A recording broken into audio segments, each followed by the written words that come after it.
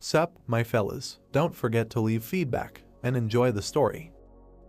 The girl opened her eyes and called the chosen heroes, after which she put her hands in front of her and sincerely greeted everyone in the fantasy world. People opened their eyes and stared at her in surprise, after which they turned and shouted where they were on the hidden camera. The girl looked at her phone and shouted that now her phone is just a brick, and the plot noted that this unexpected situation happened during one of the evening meetings when the teacher left the class for a while. Crystals hung in the air and it was heard that the floor was made of clouds. This is actually real. The girl spread her wings and noted that there is no need to take everything with hostility. All the people turned to her and heard that the king of the Devons was reborn. The audience gritted their teeth and heard that a threat loomed over fantasy, and she, the goddess, called them. The girl smiled and added to save her. The students opened their mouths and shouted that moving to another world is real, fantasy really exists. A huge arch appeared and they heard that soon they would move to one of the fantasy temples. There was a huge statue and the goddess added that her trusted saint would meet them there. The saint folded her hands and they heard that she would help both mentally and physically adapt to the fantasy world.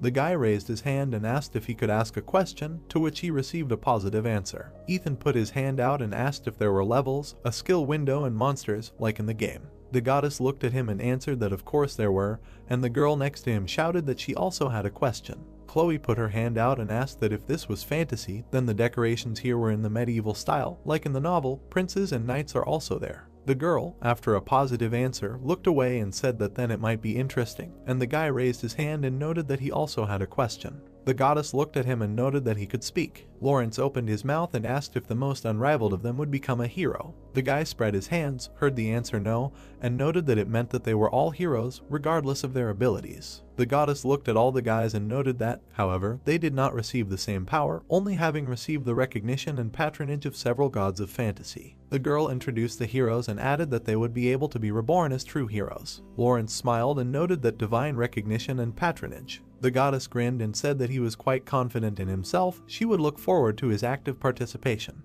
Ethan gritted his teeth and wondered if he thought he was treated differently. The gods were also partial to faces. The girl put her hand out and asked if she could ask a question. Mary put her hand out and noted that she was the class president. The goddess put her hand to her chest and asked what her question was. The girl put her hand out and noted that she realized that this world was in danger and they desperately needed help. Mary opened her eyes and added that however, the sudden movement would make their family and teacher worried, they could contact them. The goddess looked at her silently and noted that it would be difficult. Mary backed away and raised her hand and asked when they could return. The goddess moved her lips slightly. Then she raised her hand to her chest and answered that if they slay the Demon King, their patron gods would personally grant their wish. The entire crowd suddenly became active and began to shout, "They have questions." The goddess looked at the maddened crowd and the plot noted that the worried heroes continued to shower the goddess with questions. The girl smiled and the plot added that she kept giving honest answers, although of course, the further they went, the shorter they became. The goddess looked at the students and asked if anyone else wanted to ask a question. The guy looked away silently, then he slowly raised his hand. The goddess nodded and told him to ask. The guy opened his mouth and noted that he did not have a question, but a request to be returned to Earth. The goddess opened her eye. Then she smiled and replied that she had just explained everything. If they crushed the Demon King, their wish would come true. The guy nervously opened his mouth. Then he looked at the goddess and noted that he did not want to become a hero, so he wanted her to return him to Earth right now. Silence sounded in response. The guy nervously put out his hand and asked if it was really impossible, and the goddess replied that it was certainly possible, but before that, let her ask one question. Huge lightning struck the city and the goddess noted that the world with countless lives was in danger of being destroyed. The Demon King sat on the throne and the goddess added that for what reason he was ready to turn away from him. The gloomy warrior looked straight and the girl added to return to normal life. The top of the guy's head lit up. Then he clenched his teeth and asked that as a guy who brings trouble to the family, he can save the world. Mary turned her gaze to him. The goddess silently looked at him. Then she flew up and asked what his name was. The girl took him by the cheek and heard that he was Chuck, and the protagonist thought that Chuck was the name given to him by his beloved parents after much thought. Chloe smiled and put out her hand. The guys looked at the protagonist with displeasure and heard that everyone who does not want to be brave, let them say so now, they will not force them.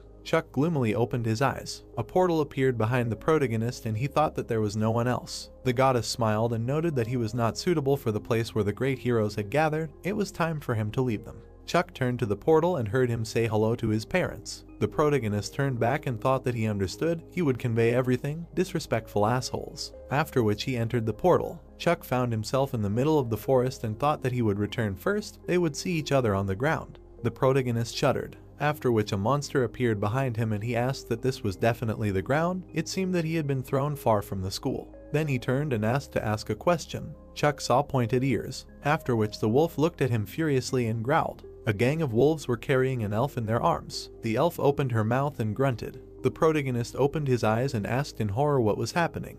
The wolves licked their lips, after which they chased the protagonist and shouted that it was meat, this time meat with short ears. The sacred city of Progalina was shining brightly under the sun. A moment later, a bright beam flew towards it. It hit right on the huge temple. The squad of hero schoolchildren opened their eyes. Ethan wiped his face and heard the appeal. The schoolchildren froze and heard the saint sincerely greeting them. The girl grinned slightly. The schoolchildren looked at her and noted that another beauty. Is she not a saint? Chloe looked at the blonde and noted that he was such a handsome prince. The saint took her hand away and noted that she was a servant of the great temple on behalf of the goddess, awaiting their arrival. Aloes bowed and noted that it was a great honor for him to personally meet the legendary heroes. He was the prince of the kingdom of sword masters, located in the northern lands. The girls blushed and looked at him embarrassedly. The saint turned around and noticed that the princess was late. The girl suddenly ran into the hall and shouted that she was sorry, she had drunk too much and overslept. The saint turned around and said that Princess Etana, her honesty, both an advantage and a disadvantage, an explanation was completely unnecessary. The princess hesitated and could not answer. Then the saint watched as she fell with a crash. Etana began to slowly get up. Then she looked at the schoolchildren and noticed that the floor in the temple was slippery, because before that, on her way here, she had never fallen. All the heroes looked at her in surprise. The princess smiled when she heard that she was cute. The saint smiled and noted that she, the princess of the kingdom of Archmage, located to the south of the temple, Etana of Archmage, the princess would support them along with Prince Aloes. Ethan smiled and noted that it opened, the status window really does exist. Then he turned and added that it felt like they were in a math camp with some idols. With this thing you can check your level and skills at any time. The guy raised a finger and added that with patronage it was more or less clear. What with the rest? Ethan opened his eyes and said that first you need to check the hero under patronage. A notification appeared in front of him and he added that automatic translation would be useful in many places, and significantly, this is how accurate. Then he looked away and thought that given that there is no level limit, some kind of charlatan effect, too many competitors who have received the same patronage. Lawrence looked straight and noted that he had a question. The goddess said that they must receive the patronage of the gods. What is needed for this? The saint opened her mouth and noted that they must be to the gods' liking, although all gods have different standards. After which, notifications appeared in front of everyone's faces that some god was looking at the heroes' bodies with satisfaction. Then a flood of notifications began. The saint smiled and noted that although all the gods had different standards, they were all looking for logs that would crush the great demon king. That would be enough as an answer. Lawrence smiled and replied that it would be enough. The girl raised her hands and noted that the gods were watching them, but let them remember that they would not always show interest. We wish them to receive the patronage of the gods. The guy raised his hand and asked what would happen if they did not receive any patronage. The saint smiled and asked if she should worry about some trash, after which the guy turned pale. A huge beam appeared and the guys looked forward with satisfaction, and the plot noted that a fantasy adventure full of dreams and hopes was beginning. Sighs were heard in the forest. The main character quickly ran through the forest. Chuck looked up and began to breathe heavily. Then he leaned on a tree. Then he opened his mouth and shouted that if he had known that this would happen, he would have at least taken up sports. After which a projectile flew into the tree. The protagonist looked at the arrow, after which he turned around and saw a furious crowd of wolves. The monsters opened their mouths and Chuck thought that there was nothing to even think about. Such creatures do not exist on Earth. The protagonist gritted his teeth and noted in his head that this goddess had deceived him. She was not going to return him anywhere from the very beginning. Chuck lowered his head and said that he needed to think, after which he nervously looked up. Then he began to run quickly and thought that if this is a fantasy world, there must be some kind of miracle, something like magic. A notification about his statistics appeared in front of him. Chuck opened his mouth and asked that something really appeared. Why is the hero in the curse line? After which the curse window expanded. The protagonist imagined himself being embraced by a goddess and thought that the stubborn evil that decided to bury him with special care had given him a similar negative effect when pumping in a world with a game system. The protagonist gritted his teeth, heard furious screams, and thought that since the language of hostile races was translated automatically, then he could establish contact with them. Chuck turned and shouted that everything needed to be resolved by talking. The wolves turned to face each other, and the protagonist thought that everything had worked. Then he covered his ears and heard furious screams. Chuck leaned back and noticed that he could no longer run. The wolves approached from behind and shouted that he was meat, and Chuck thought that he would be the first to leave because of this damn goddess. Then he opened his eyes when he heard an unknown language. Then an arrow flew into his leg. The protagonist looked at this in surprise. Then he saw elves in the trees. The girl opened her mouth and said something. The protagonist fell to the ground and screamed. The wolves raised their heads and screamed that they were too high, cowardly fairies, a new dinner. The protagonist crawled to the side and thought that it looked like the savages of fantasy had clashed in battle.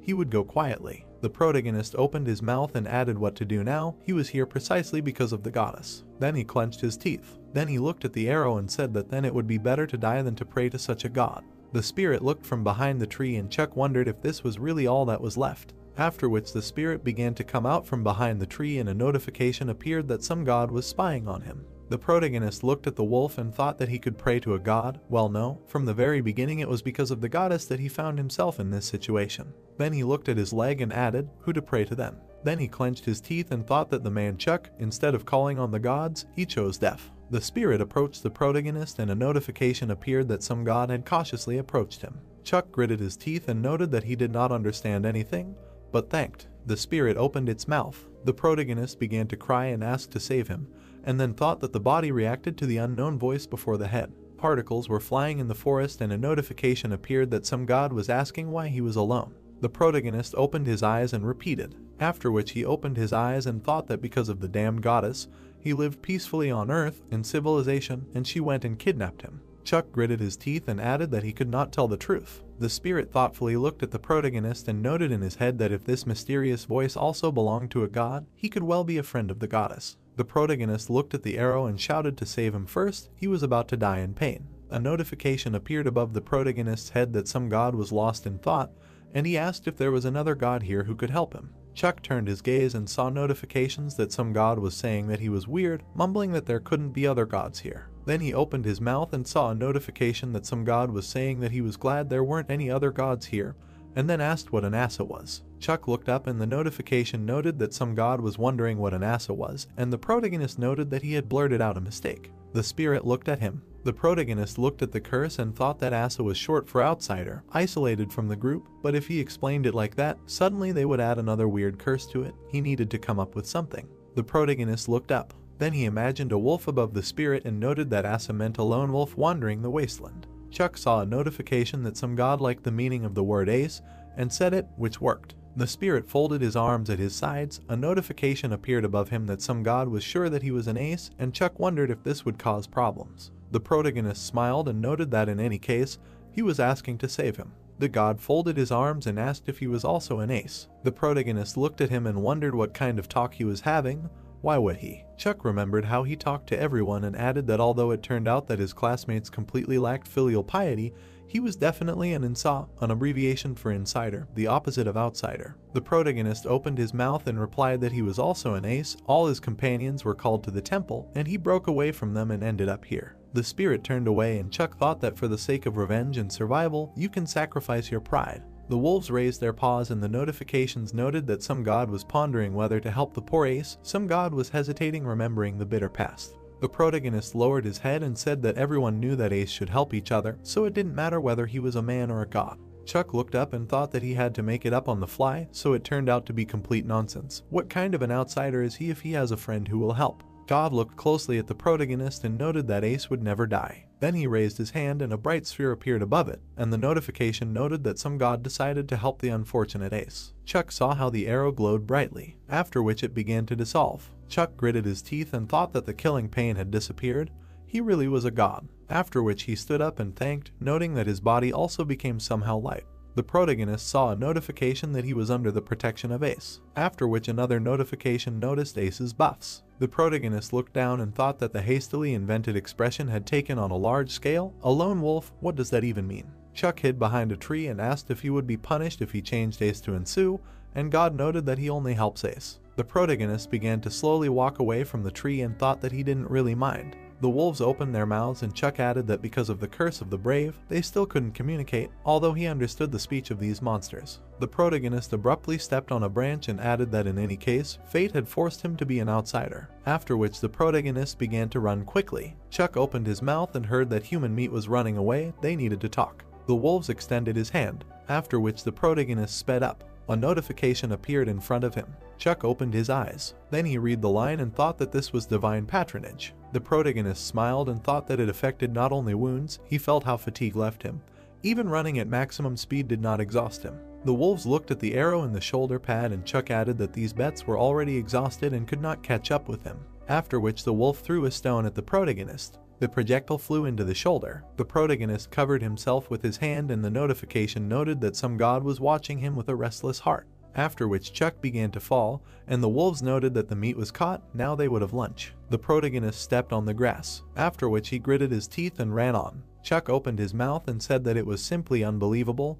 He was not trying to flatter, it was the pure truth. The wolves ran after the protagonist, and he thought that he had not only gotten rid of the wound and fatigue, even in such a situation he, surprisingly, managed to remain calm. Chuck stretched out his hand and said that he could bite off his tongue if they caught him. With such calmness, maybe he would decide. A notification appeared in front of him that some god said that this would not kill him, and Chuck noted that thanks for the joyless prospect. The protagonist stopped in front of the cliff and thought that it seemed like all states except death. This means that if he dies with one blow, even the critical state will be reset.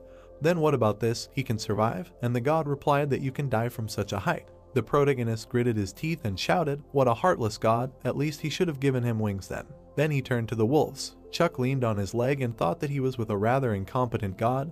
There was a cliff ahead and monsters behind him. It was time to choose. The protagonist silently looked down. Then he turned and shouted that he had a useful offer for them. The wolves opened their mouths and heard that there were many hungry mouths, but very little meat. The protagonist smiled and added that he would give his most delicious parts to the one who caught him first. Chuck turned his back to the cliff and said that instead of dividing him among everyone, they should do this. The protagonist prepared himself. Then he looked at them carefully and added that he would give all his most delicious parts to the one who caught him first. The wolves looked at him carefully. Then they all jumped on him together. They grabbed him furiously. Then they opened their mouths. The crowd began to run up and also grab the protagonist. The protagonist held back the crowd and thought that they had become attached to him because of their love for his meat, and he was not at all averse to becoming attached to them.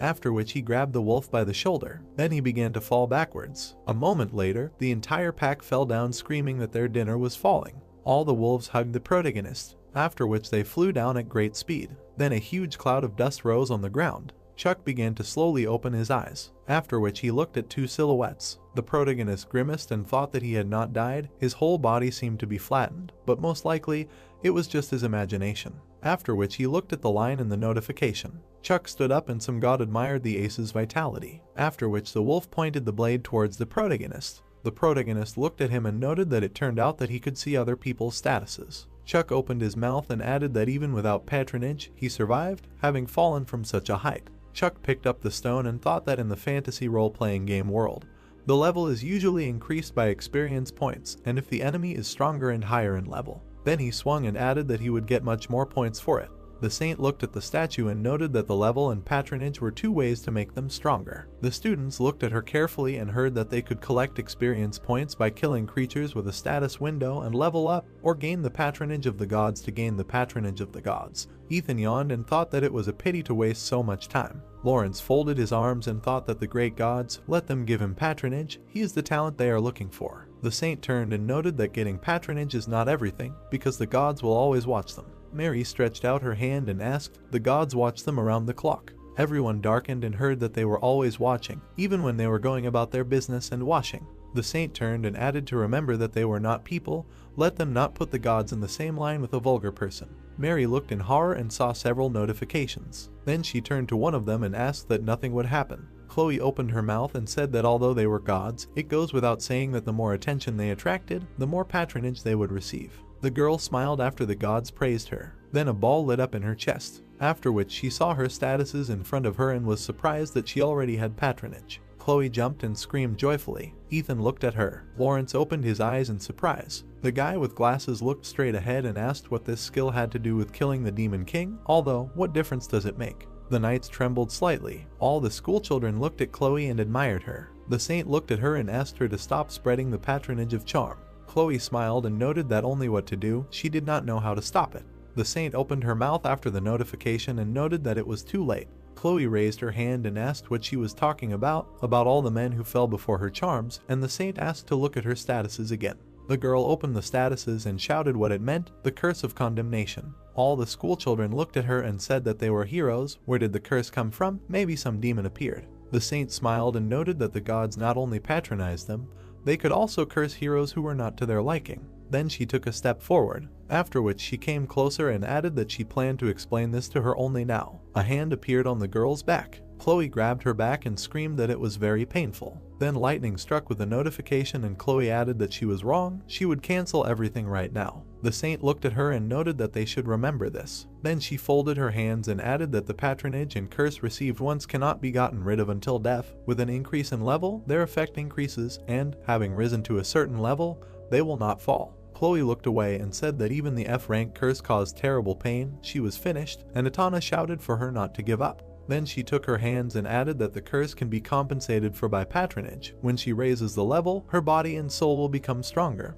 and the pain will weaken. The princess smiled and added not to give up. The protagonist lowered the bloody stone. Then he wiped his cheek and asked why it did not affect the level at all. Chuck looked at the pile of corpses and added that he had dealt with monsters that were much higher in level than him. All this because of the curse, or the level is difficult to pump in principle. The protagonist looked at the blade and asked if she had any useful information, and the god asked to call him Ace. The spirit folded his arms, heard if he had any useful information, and replied that he could not teach anything. The protagonist ran into the forest and thought that besides patronage, there was no use from him, and yet this is the only advantage he really likes, so he has to endure. Chuck stopped, thought that they had been running through the forest for several hours, but there was no thirst or hunger and he did not feel tired, and said that if they find people. Then he bent down, seeing a pack of wolves. Chuck hid behind a tree and thought that even under the cliff there are a lot of cannibal monsters. If he were nearby, he would have corrected his talkative mouth. Chuck grabbed the dagger tightly. The wolf began to sniff. The wolf smiled. Then he bent down and asked where the smell of meat came from.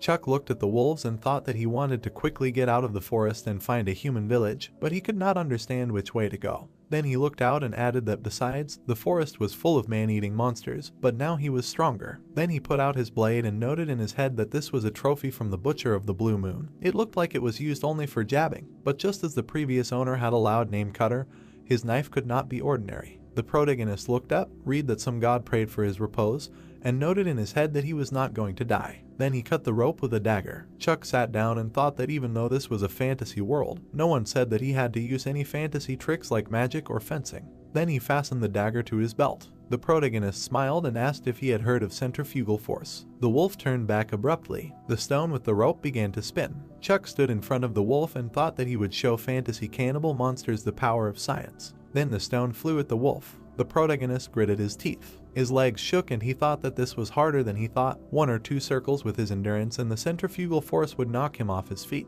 Then a notification appeared. The protagonist moved his leg back. Then he opened his mouth. Chuck smiled and noted in his head that every time the patronage worked, the shaking in his legs subsided and the labored breathing was restored. The protagonist began to spin the stone faster and added that it seemed that he began to understand how to use patronage. Now he did not need to worry about minor wounds and fatigue. After which the stone flew into the wolf's face and Chuck noted in his head that the main thing was to avoid instant death, otherwise the patronage itself would heal him. The protagonist hit the wolf and added that in other words, he can fight at the limit of his abilities as long as it is not fatal. The other wolves began to rush at the protagonist and he thought that it seemed that they decided to stall for time so that he would run out of breath. They are mean and they think better than he thought. Stones flew at the protagonist, after which the wolves jumped on him. One of them stretched out a paw to him. Chuck smiled, after which he hit them with a stone and thought that he should immediately respond with meanness. There were monsters lying around unconscious. Chuck smiled and noted that he had squeezed all the juices out of them.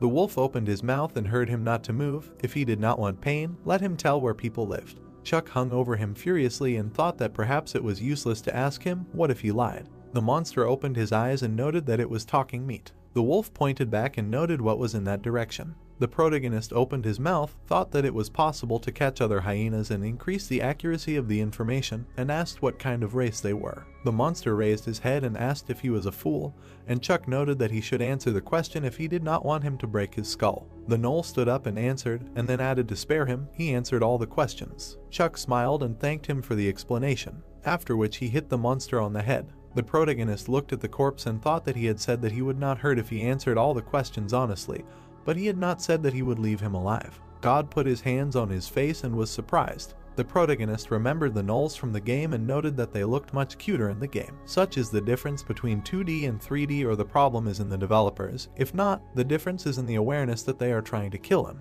Chuck looked at the notification, read that the gnoll cubs are cute, and thanked him for providing unnecessary information. However, he had already killed so many and the level was still the same. A pattern was visible on the ceiling. Aloes opened his mouth and noted that full-fledged training would begin tomorrow, after which he pointed his hand at the princess and added that he was responsible for fencing, and the princess for magic. They could choose one of two directions. Lawrence raised his hand and asked if they could study both, and heard the answer that they could, and if it was difficult, they could quit at any time. Ethan smiled and heard that it would not happen. The prince turned, heard if they could quit both, and answered that magic and fencing were the best disciplines on the fantasy continent, but if he did not need them, there would be no problem. Ethan smiled and asked if he could then leave the temple during his free time from training. Lawrence looked at him and smiled. Ethan looked at him, heard if he had any more questions, and answered that he did not. The spirit smiled and sent a notification that some frivolous spirit was showing a distinct interest. Ethan sat on the bed and thought that the training should be done by the extras who did not have cheating skills.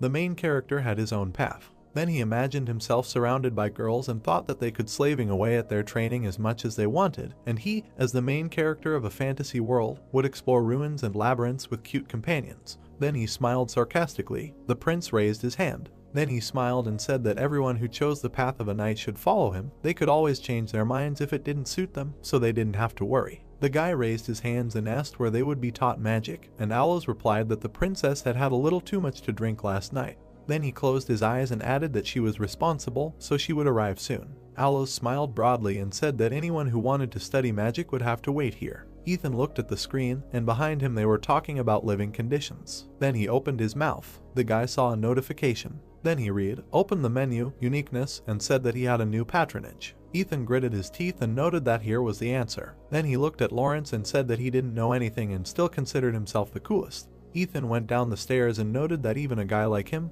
with diligent efforts. The guy looked away and added that he could get the position of the protagonist's rival. Ethan came to the city of the Great Temple, to the prologue square. Then he smiled and noted that he had come to the right place. The guy put his hands in his pockets and added that all fantasy adventures. Then he opened the door. He entered the tavern and added that they start from here. The warriors looked at him. The two by the wall carefully examined the guy. The girl smiled and asked why they decided to visit the mercenary guild. Ethan raised his finger and noted that he wanted to enroll in the mercenaries. The guy put his finger up and thought that the standard route that all the main characters of the fantasy genre choose is the main condition for the protagonist if he does not want to burn out. Ethan turned around and heard that there was no place for any greenhorns. He wanted to die so much. The girl folded her hands and added that he should stop talking nonsense and immediately return to his homeland. She had seen many dead boys who, like him, became mercenaries because of their ardor. Then she slightly bowed her head. Ethan turned to her and noted in his head that here it was, the effect of patronage, the correction of the protagonist.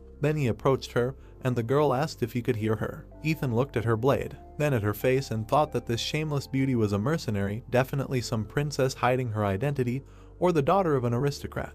Ethan smiled and added in his head that this was the fate of the protagonist. Undoubtedly, this was the effect of patronage. Then he looked at her and replied that he did not want to return. If he was so worried, why not become comrades? Ethan spread his hands and added that judging only by appearance is a bad habit. Then he put up his finger and added that she often had to deal with this too. The girl pressed her lips together and heard the question of whether he was right. Then she folded her hands. Ethan turned around, heard that he had beaten her, and thought that he knew it. In this world he was unique. Then he covered his mouth and said that he could not reveal everything now, but he was the chosen one. Ethan blushed and added that on Earth it would have been difficult for him to even talk to such a beauty, but here he was a hero who would save this world. The girl turned around and noted that she wondered what kind of chosen abilities he had, and Ethan replied that he would show them what the main character's amendments were. The girl smiled and heard what the main character's amendments were. Birds flew over the forest. Gnolls were lying on the ground. One of them raised his head and replied that the village was not in the west, the village was far away. The guy spun the stone and heard that he couldn't lie to a strong meat. Chuck hit him and thanked him for the useful information. Chuck looked at the beaten gnolls and noticed that these guys were surprisingly honest, and their lies sounded so prim that it was immediately noticeable. The protagonist raised his hand and wondered what it meant, a human village to the west, although the exact distance is unknown, but he asked a lot of gnolls, there can be no mistake. One of them reached out to the protagonist and Chuck added that the battle with the terrible gnolls, with the growing number of victories, turned into an ordinary hunt. In just a day, he, who was once prey, turned into an experienced hunter. Then he swung and asked if this was a hidden talent. Everything around trembled when the answer appeared, no, of course not. The protagonist looked at his hand, thought that while he was learning to hunt, he received countless mortal wounds. If not for the patronage of the ace, he would not have been able to learn to fight so quickly, and said that he also easily manages to remain calm. Chuck spread his arms and added that he meant that even after receiving so many mortal wounds, he did not go crazy. I wonder how long it is to go to the village. He would like to meet the aborigines of the fantasy world. God twisted his lips and noted that this was pity. The protagonist opened his mouth and asked why he was waiting for him to die. The protagonist walked through the forest, saw that God did not care about this, and replied that he was too heartless for the one who gave patronage. Chuck turned back abruptly. He saw how the gnoll jumped on him. Then he abruptly pulled out a dagger. Chuck powerfully hit the monster in the stomach. The protagonist turned and shouted, no matter how many of them he killed, they never ended. Chuck swung his blade, after which he chopped down 2 gnolls. Chuck put his hand out and said that it was still quite strange why the level was not increasing. The protagonist looked at the notification and added that he had caught dozens of opponents who were higher in level than him. What was the problem? Chuck stood up straight and saw that some god was worrying, after which he heard voices behind the trees and thought that he was hearing the untranslatable language of a friendly race. Chuck leaned against a tree and thought that given that they had pierced a poor man with an arrow, pursued by cannibal monsters, the concept of a friendly race might be a little different from the usual one. The protagonist opened his eyes and looked out, after which he saw people and thought that 2 male swordsmen and a female archer, mercenaries. The girl strained her gaze and said something, after which a projectile flew into the protagonist's tree. Chuck looked closely at the bolt, after which he came out from behind the tree and shouted that he was looking for a village. Then he gritted his teeth and added that they did not understand him. Nothing could be done, they were the first people. After which he hid the knife in his bosom. The man winked and asked something. The protagonist knelt down and shouted that he surrendered. He was against violence. Chuck raised his hand and thought that the presence of a language barrier, of course, will not change, but people communicate not only with words. There was a red stain on his pants and Chuck added that body language, which will call for avoiding strife and clashes, a friendly voice that will not provoke the opponent.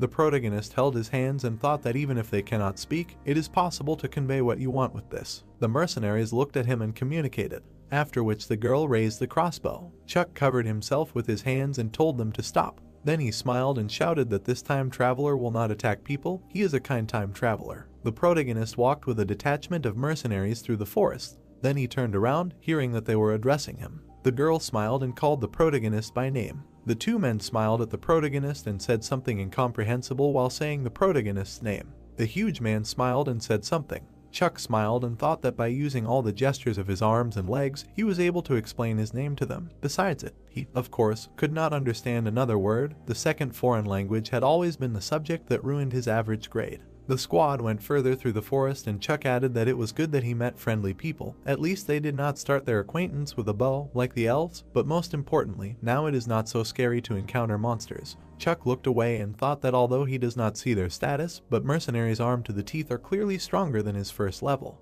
God folded his arms and noted that he did not behave like an ace. The protagonist threw his hands on the back of his head and answered casually, and God muttered that he should not answer casually. The protagonist looked straight ahead and noted that when you get close, the manner of communication always becomes simpler. The mercenary looked ahead and Chuck thought that even though he had met people other than this god, he still had no one to talk to, and yet thanks to their body language, he learned their names. The man gave a thumbs up and Chuck noted that this hairy uncle was Gary. The protagonist remembered how he swung his sword and added that he believed that he was the leader of the party, easily carrying a crude sword with him. This should be enough to defeat a huge monster from fantasy. In any case, this is the size of fantasy. Chuck looked at his hand and wondered how strong he was. Then he opened his mouth and said that of course, he was just a speck of dust compared to a god, but for a human. Cole hugged the protagonist and laughed. The guy took up the swords and Chuck noticed in his head that he was smaller than Gary, but he had a strong, sturdy body and he laughed a lot. Swords hung on both sides of his waist. He really is two-handed, a typical fantasy hero. The girl tapped the protagonist on the shoulder. Then she put her finger up and Chuck said that he had no idea what she was talking about. The protagonist remembered how Misa held a crossbow and thought that she was a shooter in this party. She uses a huge steel crossbow and judging by its size, it is clearly not intended for people. The protagonist looked in the direction of the girl's instructions. Then he saw smoke. Misa pointed her finger at the smoke and Chuck thought that if this is not a fire in the mountains, then the smoke is coming from the chimneys of houses. The protagonist smiled and shouted that finally a place where people live. Chuck smiled and read that some god pointed out that he does not behave like an ace. God looked down and the notification noticed that some god was glaring at the arrogant ace. Chuck put his hands on his hips and noted that he had simply pretended that they were close in order to get out of the forest. Jerry jerked sharply. Nissa jerked sharply. Call turned around in fear. The protagonist opened his eyes wide. Then a squad of gnolls ran out of the forest, screaming loudly. They opened their mouths wide. The warriors jerked sharply and prepared for battle. The protagonist gritted his teeth and noted that there were a horde of them. Chuck took out a dagger and said that after the cliff, such a crowd attacked him for the first time, they were sitting in ambush. A moment later, a squad of mercenaries ran straight at the squad of gnolls. Jerry swung his sword powerfully. Call jumped on top. Then he swung his swords. Then he sharply hit one of the gnolls. Jerry and Call began to circle around. The gnolls smiled and noted that they would wait, otherwise it would hurt. The bolt flew straight into the gnoll's head. The protagonist looked closely at the girl. Nissa loaded the next one and took aim, after which the arrow flew into the monster's forehead and he screamed that the small meat was dangerous, although far away, but it hurt. The girl reached for the next bolt. She took it in her teeth, after which she reloaded the crossbow. Nissa turned sharply, after which she saw a huge gnoll jumping on her. Call opened his mouth and screamed. The protagonist sharply hit the monster, after which he looked at him and said for God to close his eyes to this before he began to tell that man is a social animal. The gnoll clenched his teeth tightly, after which he pointed his hand towards the protagonist, and he turned and noted that these people need his help. The protagonist sharply dodged, after which he plunged a knife into the monster's mouth. Chuck looked at the corpse and noted that you could say that, after which he gritted his teeth and thought that they themselves rushed towards his first level. Jerry and Call looked at the protagonist carefully. All the grass was covered in corpses, after which Jerry and Call turned around. Chuck smiled and noted that if it weren't for them, he would have been in danger, after which Missa pointed the crossbow at the protagonist. The girl was humming a song and Chuck asked what he was joking about. He tried so hard to keep the gnolls from grabbing them, after which she fired a bolt. The arrow flew straight into the protagonist's chest. Chuck fell to the ground and asked what kind of shitty fantasy world is this. A sound was heard from behind the trees. A squad of mercenaries were looking at the protagonist. Call opened his eyes and said that it was great work. Because of the gnolls everything didn't go according to plan, and the girl noted that on the contrary, it was better for them. Missa looked down and added that thanks to their surprise attack they could see how dangerous he was. Then she remembered how he fought and added that he was shaking so much that they thought he was weak, and he ruined the whole mood with his chatter in an incomprehensible language. But he fights much better than they thought. Gary smiled and said that they could have been in danger if they had followed the original plan.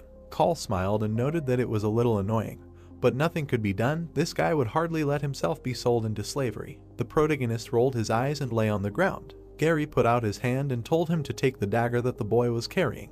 Chuck squeezed the dagger and Gary noted that if they could not sell him into slavery, then at least some pennies would be gained. Then he pointed his finger and noted that suddenly it would turn out to be expensive. Call and Missa looked arrogant and Jerry said that he had seen it briefly. The dagger's decoration belonged to the royal family of elves. Call approached the protagonist and heard that even if it was a high-quality fake, it could be worth a lot. The guy leaned over. Then he smiled and said that he would never let go of the weapon until his death. Missa raised her hand and shouted that he might still be alive. Call raised his sword. Then he hit the protagonist and asked if this would make the problem go away. Then he opened his eyes. Call saw the protagonist's statistics. The warrior opened his mouth and the plot explained that there are two conditions under which you can see someone else's status. Either the opponent shares it himself, or you can spy on it with the help of special patronage. The protagonist's hand rose slightly. Chuck plunged the dagger into the warrior's neck and the plot added that the main condition is that the opponent must be alive. Nissa and Jerry jerked sharply. The protagonist stood up, after which Call fell. Jerry raised his sword and shouted who he was, after which he trembled all over and added that he had spent too much strength in the last battle. Chuck quickly flew to the warrior, after which he powerfully hit him on the neck. The bolt flew into the protagonist's chest. The protagonist smiled and grabbed the bolt. The girl trembled all over. Then she began to back away and noted that she was wrong.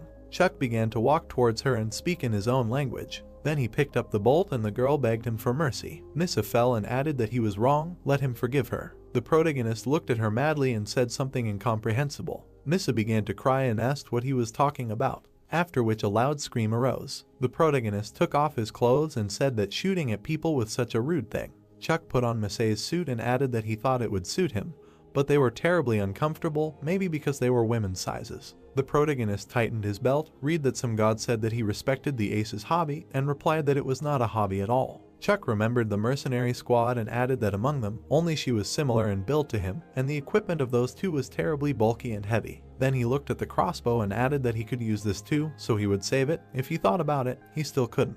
Chuck looked away and added that he could find out the reason why they attacked. At the end the status only flashed for a second, Then he remembered Masae's status and noted that although she was not a hero, she also had patronage. Then the ability screen appeared and Chuck added that surprisingly, in this world it was very common to get the patronage of a god. The protagonist looked up at the notification and replied that they should go to the village, as planned. Chuck pulled out a bag. Then he went into the forest and said that this gang paid him in full for the damage. Even if the village did not understand him, he would somehow get out of this with this money. Near the temple, they heard that she would try very hard to make up for being late. Etana looked at the students and added that then it would be worth explaining what magic was. The princess smiled and noted that long ago on the continent of Phatansia there was no magic. Curly turned and noted that it began with conquests. He read about it in a novel. If you make the right mathematical calculations, you can become a great magician. Four Eyes adjusted his glasses and noted that he knew that this day would come, so he saved his virginity. The girl raised her hand and said that magic is chemistry. She will show them the best nuclear magic in the fantasy world.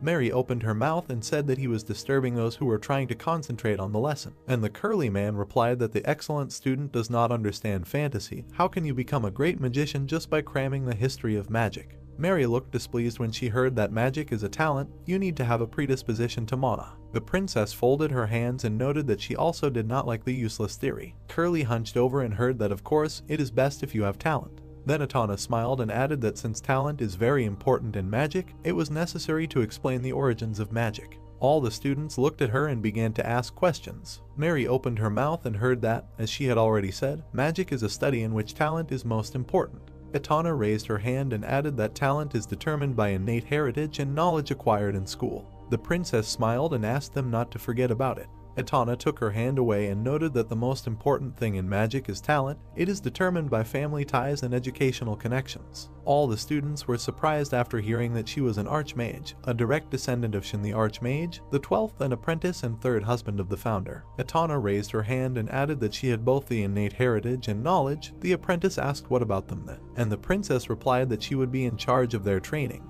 Becoming her apprentices, they would be able to acquire high potential. Mary raised her hand and noted that she had a question. Then she opened her mouth and asked that those who have neither family ties nor educational ties cannot become a mage. The girl looked straight and heard that it was not so important. They would still start under the guidance of an excellent mentor. The princess covered her mouth. Then she opened her eyes and noted that it was possible. Then she ran up to the girl and noted that she would tell about it later. The princess took the girl's hands and asked if her name was Mary. The princess opened her mouth and noted that from now on, a connection of apprentice and mentor would be established between them. Mary opened her eyes, after which a seal appeared behind her and the princess noted that she recognized her as Etana the Archmage's first student. Chloe and Lawrence looked at her carefully. The seal behind her began to burn brightly and the princess asked to bow to magic. Mary lowered her eyelids and swore. A moment later, a bright sphere lit up in her chest. The girl closed her eyes, after which she folded her hands and heard congratulations. Etana smiled and noted that from this moment on, she was a worthy mage. Mary clenched her teeth and asked again, after which she looked at her status. The princess opened her mouth and said that she forgot to say something. Those who become students earlier than others will inherit more talent. Mary opened her eyes and said that their relationship as a student and mentor had barely been established, and their patronage was already rank C. This is the very talent she was talking about. Mary looked at the magic skill and said that it meant that you can't become a magician if you don't have parents or a mentor who has magic. The princess put her hand out and asked if she understood why talent was so important. Then she smiled and added that then they would return to their first question. Then she put her hand out with fire. Etana showed the fire to the students and said that the founder became the god of magic and left patronage so that descendants and students could easily master magic. A fireball appeared above the princess and she added that this is what can be used safely and calmly with the help of patronage, white magic, which ordinary magicians possess. The students looked at the princess. Then she spread her hands. A pink ball appeared in her other hand. The ball began to burn. The princess's hand trembled. Then her gloves tore. All the students opened their mouths and looked in horror. Etana smiled and noted that they asked if talent was necessary. Mary covered herself with her hand. The princess looked at her and said that in her right hand was the magic that she used with the help of patronage, in her left, dark magic, used without patronage. The students looked surprised when they heard screams. The maid came up from behind and grabbed her cheeks and noted that they had already forgotten that His Majesty had strictly forbidden her to use dark magic. Etana fell and noted that she was just a little bit away from explaining to the heroes. The maid opened her mouth and said that then she should tell the truth to the queen. Etana opened her mouth and said not to pass it on to her mother, and the healer shouted that he would rather give healing magic to the princess. Mary folded her hand and noted that she had asked in vain. Atana smiled and said that it was enough that they learned how dangerous dark magic was. The students looked at her and asked what kind of magic it was, an evil force, and the princess replied that dark magic was not something bad at all. But, unlike the magical patronage sent by the founder, dark magic was the same as the magical power of nature itself. The protagonist looked at the village. Chuck stood next to the guards and the princess spoke to light a fire, only that her left hand only played the role of these firewood. The guard raised his head and said something incomprehensible. The protagonist threw coins into his hand and noted that he generally understood what he was talking about. After which he entered the village and said that he could, because the village was in a forest teeming with cannibal monsters, armed people everywhere. Chuck looked at the sign and said that he was told about this house at the entrance. It's good that the sign had a picture. A crescent moon rose in the sky. The protagonist wiped his face and said that even without understanding each other, they could all become friends, with the guards, with the innkeeper, with everyone. Then he turned around and read that some god felt uncomfortable. The protagonist opened his mouth and said that he also felt awkward while he was washing, what gender he was, and the god felt even more uncomfortable. Chuck put his hand in the tub and said that then he would think that he was a man to protect his dignity. Then he began to wash himself and added that the damn bloody stain, why it did not wash off. Chuck turned around and asked what was bothering him. Then he turned his gaze. The protagonist looked at the door and heard that he, as the head, would sort it out himself. Then he wiped his head. Then he opened his mouth and noted that he was washing himself. Let them wait a minute. The silhouette behind the door turned around and said that he was told that he did not understand. The protagonist began to get dressed, after which he grabbed the knife and thought that there was a person behind the door who understood his speech. Then he stood up. Someone was standing behind the door and saying that the guy did not understand anything.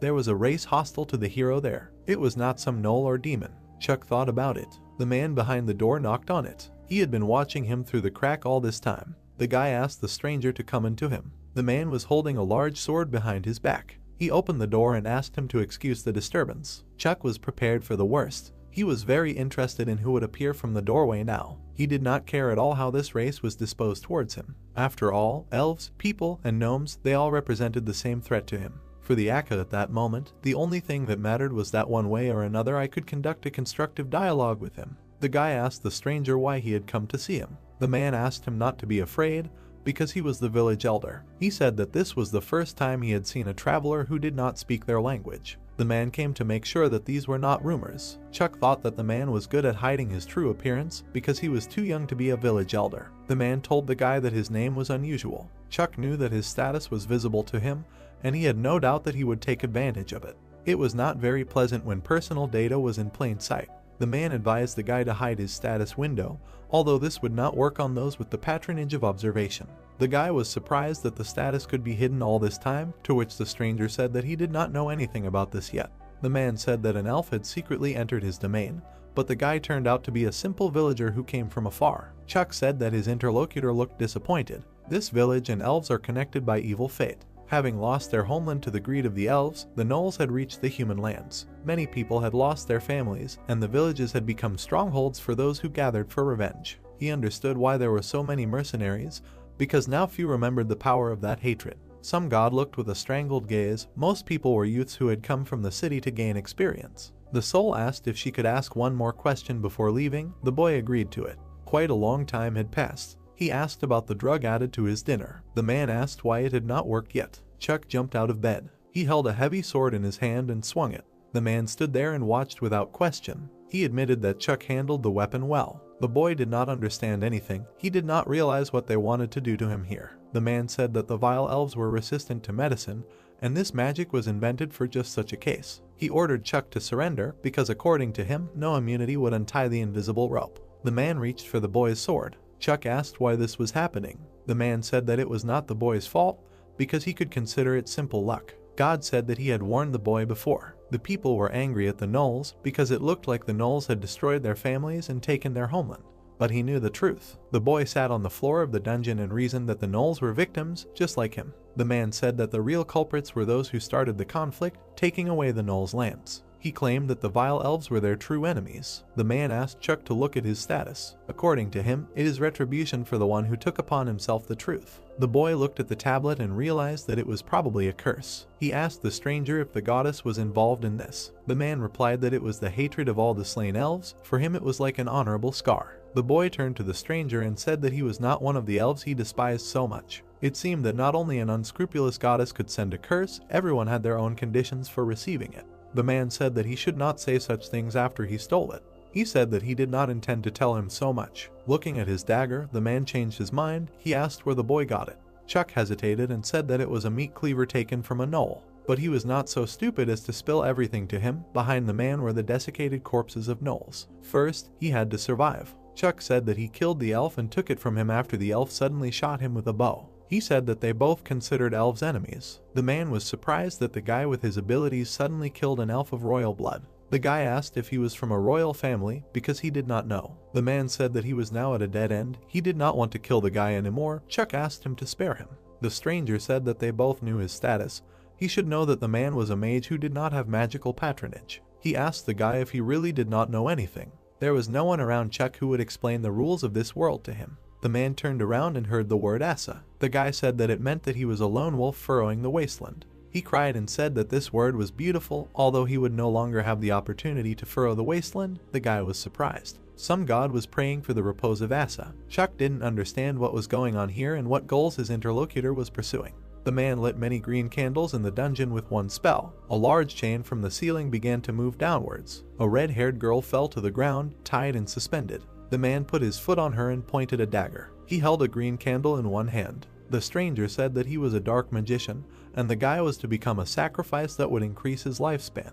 He said that although he was struck by the curse of the elves, he could resist it as much as he wanted, increasing his lifespan with the help of sacrifice. It was his gratitude for eliminating the elf of royal blood. He was going to sacrifice the guy in a special way painlessly. Chuck looked at him and asked if he should thank him. The man said that as gratitude for eliminating the elf of royal blood, he would sacrifice him in a special way painlessly. The boy asked if he should be grateful for that. Even though some nasty god had thrown him out like a worn-out shoe, it wasn't that bad because he knew how to talk. The boy called out to the headman. The man asked what he wanted because praying for mercy was pointless. Chuck said he wasn't going to do that at all. He was talking about something completely different. The man looked down and thought. The stranger told the boy to start talking already.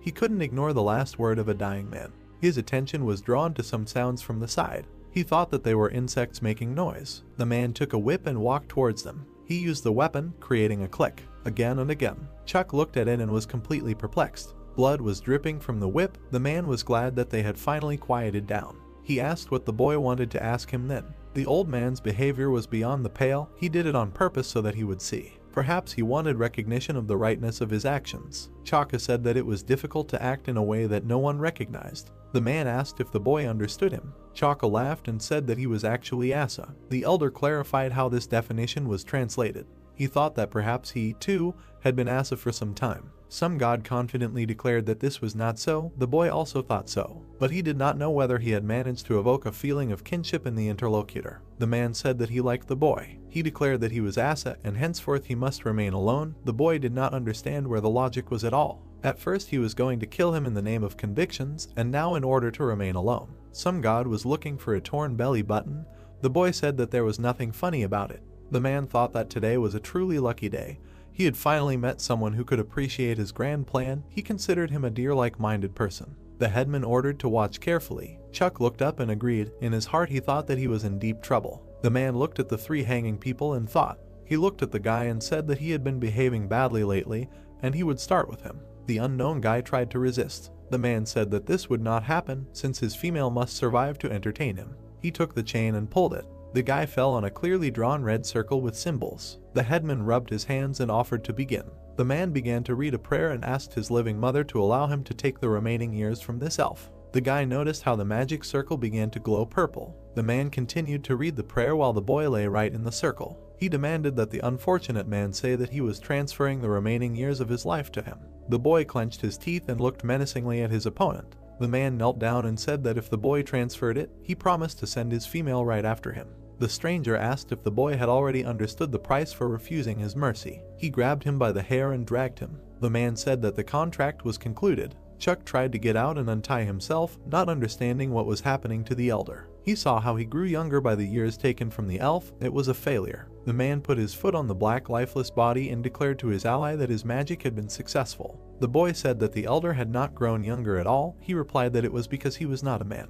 He had not sacrificed elves at all in order to increase his life expectancy. The man asked Chuck if he realized how many lives of elves and travelers he had taken during his stay in the village. The curse of the elves, he said, was not even worth paying attention to. The fact that he did not succumb to the curse and was able to defeat it was worthy of praise, even though he chose the wrong way. The man said that as a human, he received a curse and immediately grew old and sick. Then the wandering mage who remained in the village suggested an experiment. The headman opened his shirt and showed a pumped-up chest. Chuck did not understand why he suddenly started to undress. He saw something amazing. He noticed a gnoll tattoo, and the man confirmed his guess. He said that he was a gnoll. Chuck did not understand what kind of hybrid was in front of him. The man said that they had a wonderful union of two, imbued with revenge against the elves. He combined the wisdom of a man and the endurance of a gnoll, and promised to take revenge. Chuck asked if the elder was going to act alone. The man said that it was enough because his magic has no equal, and he hunts elves with their own forces. He asked how the boy could take such revenge. Chuck said that he was not an elf and that the man shut him up and asked him not to think about trifles. He grabbed his shoulder. The man thanked Chuck for opening up the world of Asa to him, and he was able to realize his essence because he is a true Asa, a lone gnoll furrowing the wasteland. The man said that he will not forget his interlocutor and his gratitude. He will spend his life carefully. Chuck asked if he was going to kill him after all. The elder said that he would do it since he became Asa. The boy continued to listen to him and understood that this taught him that true outsiders are truly dangerous. For Chuck, a fateful moment had come. Princess Eterna Archmage. She was called a genius in the magical kingdom of archmages. She had a passion for hard-working people. The title of princess took up the girl's time, but thanks to her amazing talent, she did not need to make an effort. Maybe that was why. Mary asked the girl if there was another effective formula for making magic materialize. I saw how she continued to try even after explaining that magic is determined by heritage and academic connections. The princess was impressed and made her her first student. She praised the girl for her excellent question and answered that to do this, you need to imitate the magic of your mentor or parents. Speaking of other ways, she stretched her hand up. The people in suits were surprised to see the new magic. They did not understand what it was. A rabbit appeared above the princess's hand. Mary asked what this magic was called and if it was ice magic. Thanks to part of the ability inherited from their predecessors through patronage, the royal family has long been able to control outstanding fire magic. The princess said that this ice magic belonged to her. She suggested that they try it too. The girl agreed and began to bring her hands together. No matter how hard she tried, she could not do it. The princess said that this was because she, as a mentor, still lacked experience. She said that when she became more skilled, the girl would be able to easily repeat it as a student. Mary bowed and thanked her for the detailed explanation. The princess said that it cost her nothing. A girl from the crowd asked her to stop. Chloe asked the princess what people should do who did not have patronage. The guy in the suit said that he also wanted to get it. The rest of the people also needed magical patronage. They began to be indignant that this was unfair bias. They demanded equal treatment. The princess took the hair in her hand and thought about it. The crowd of people watched her in surprise. The princess offered to solve this issue. She asked which of the heroes wanted to become her second student. A guy from the crowd shouted that it should be him. Some girl with glasses shouted that she needed it more. An argument started in the crowd. They declared that they could even claim first place. Having united, the heroes collectively begged Princess Athena, but she destroyed their alliance with one phrase and pitted their heads against each other. The girl asked to tell her how disputes are resolved in the crowd and they will put forward a candidate for the position of the second student. Mary asked if the princess did it on purpose. The girl answered that she did not understand anything. She said that there was nothing. The crowd suggested to begin the lesson. The princess said that she would return to the moment when she showed them the ice rabbit. This is an individual magic that can be mastered through multiple trials and errors. Mary asked if this magic is similar to dark magic. The princess was outraged by such a comparison. Mary asked if everything was okay with her. The girl said that dark magic is different from light magic, and it is impossible to master it alone through effort. Chuck remembered this magic. It always required sacrifices during use. The guy was already standing in the circle. He did not understand how he managed to get to this crazy old man. The man turned to the boy. He asked to announce that the guy would give him his life. Chuck did not know if dark magic requires consent from its victims. Try said that even if the body is physically constrained, it still does not belong to him. He suggested to stop chatting. The man demanded to say as soon as possible. The guy thought that if he does not do anything, he will really die. He needs to think of something. Chuck asked the man to stop, because according to him, he had a request. The elder indignantly asked what he needed. Chuck said that before he meets his death, he would like to see Misa for the last time. The man remembered the mercenary girl with a huge crossbow. The guy said that it was her. Trying to ask why he needed this woman, the guy was silent for a while and said that he was her lover. The man was surprised by such a statement. He even laughed. He approached the guy and said that he was the village headman. Everything that was happening in the village was in the palm of his hand, so Chuck was lying. He asked the guy if he knew that the girl was dating someone else. The man asked him not to try to play on his good nature using such petty tricks. Chuck thought that the man was not all there, but he was fulfilling the duties of old age as he should. In his opinion, this conversation would go like clockwork. He said that the guy was Miss A's ex. The man asked if Chuck was her boyfriend. He asked to show proof. The guy asked him to smell it, and the man would immediately understand everything. The headman said that this was undoubtedly Miss A's smell. It would not have emanated from the whole body if they were not in love. Chuck confidently asked to meet his lover, but the man objected. If Miss A disappeared, the two boys would start to suspect something. Chuck agreed with his words. He even thought about eliminating Miss A as a change for their meeting. Creepy and amazing, this man. The man asked if the boy had any other wishes. Chuck said that if he survived, he demanded to let him go until he met Miss A. The man said that no creature that lost years of life can survive. Nothing else came to his mind. The headman promised the boy that he would fulfill his wish. Chuck decided to promise something too. The man folded his hands and said that the deal was made. The boy was surprised by such a mood. He began to tear himself into pieces and he screamed in pain. He thought that it did not look painless. It was so painful that you can die from pain. The man wished the boy a safe journey.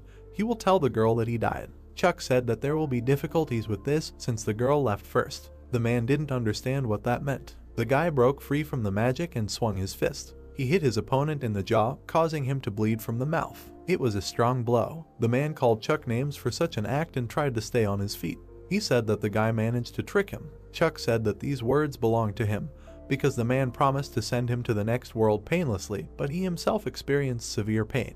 The boy said that it was such a strong pain that even his childhood friend turned into an enemy. The man could not believe that his victim was still alive. Chuck said that he would tell only when he died. The paralyzing magic finally dissipated and he was freed from the shackles. Some god used Asa. Asa's patronage restored even his shortened lifespan. The man thought about how he was just a boy who almost lost his life because of him. Chuck said that the headman should not forget his promise because he promised to let him go if he survived. The boy took his dagger from the alchemy shelf and said that it was time to fulfill his promises. He thought about what he could do with it. Chuck saw the imprisoned girls in that dungeon and realized what he wanted. He swung the dagger. A strong blow to the chain left a mark. The steel was destroyed and the girl was freed from the shackles. There was surprise and joy on her face. Chuck helped her stand up and said that now he had a witness on his side. The guy put her on his shoulder, saying that she most likely couldn't walk. Chuck decided to run away. The guy rushed towards the door. The man ordered him to stop. He asked him not to do this, but Chuck didn't listen. The guy asked the man to keep his promise and knew that he wouldn't touch him until he met Miss A. But it was impossible to meet a dead man. The headman was furious at the impudence and deception of his opponent. He said that such nonsense wouldn't matter if he was freed from the years of life he received from him. Chuck stopped in front of the door and thought about it. The guy knew that it wasn't a bluff. The headman said that he was terribly disappointed in his ally, and he would have to give up the idea of killing you painlessly. The guy asked if he was serious. In his opinion, it was too early to give up. The man heard the boy continue to blather. He had to do something. Blood started coming out of his mouth. Veins started to appear in his eyes. His face started to darken and the rest of his body started to bleed. The elder felt his strength fading. Chuck asked what was happening to his opponent. The boy asked if his strength was fading too. Ever since I was exposed to dark magic, it was as if my eyes had opened to new sensations. The man couldn't believe it, because until now no human could withstand his strength. He asked the boy if he had unlimited life like a vampire. The elder demanded to know who he really was. Chuck decided to admit who he was. Some god asked him not to pretend to be mysterious. Chuck wondered why he had suffered such a fate. He decided to take a step. The boy said that he was an apostle of Asa. Some god was confused. He realized that if the guy was happy, then he was also happy. The man started coughing up blood.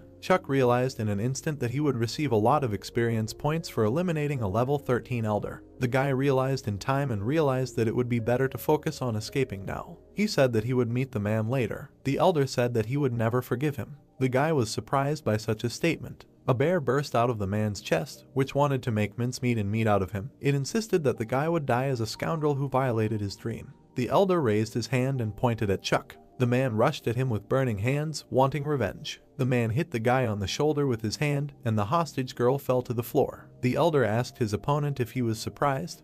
But without waiting for an answer, he said that it was impossible not to be surprised. The man said that this power of his is called null fencing. He said that he was saving it for hunting elves, but Chuck ruined his plans. The boy was kneeling, examining the wound and thinking that it had been very awkward. The bear on the headman's chest noticed the boy standing up without losing his strength. The man was surprised and said that he had struck a fatal blow, but the headman said that the blow had indeed been dangerous. The headman thought that he had already used up all his strength on him. He ran back abruptly, saying that he needed to check something. A hand grabbed his leg and began to pull him towards himself. The man did not expect such a quick reaction from his opponent and fell to the floor. It was the hostage girl who had been saying that the headman was cheap. Chuck ran up to him and swung his knife while the man was begging the girl to let him go. He was trying to avoid being wounded and begging to let himself go. The boy struck. The girl sat on the floor and looked at the spectacle. This blow did not calm Chuck down since the headman had another head. He swung the dagger while the head was thinking about how bitter it was to lose the power of a mage. The head said that it had a daughter for whom the owner had not had time to avenge. Chuck wished her well and plunged the dagger inside. Some god had said that this was a rather sad outcome for a man.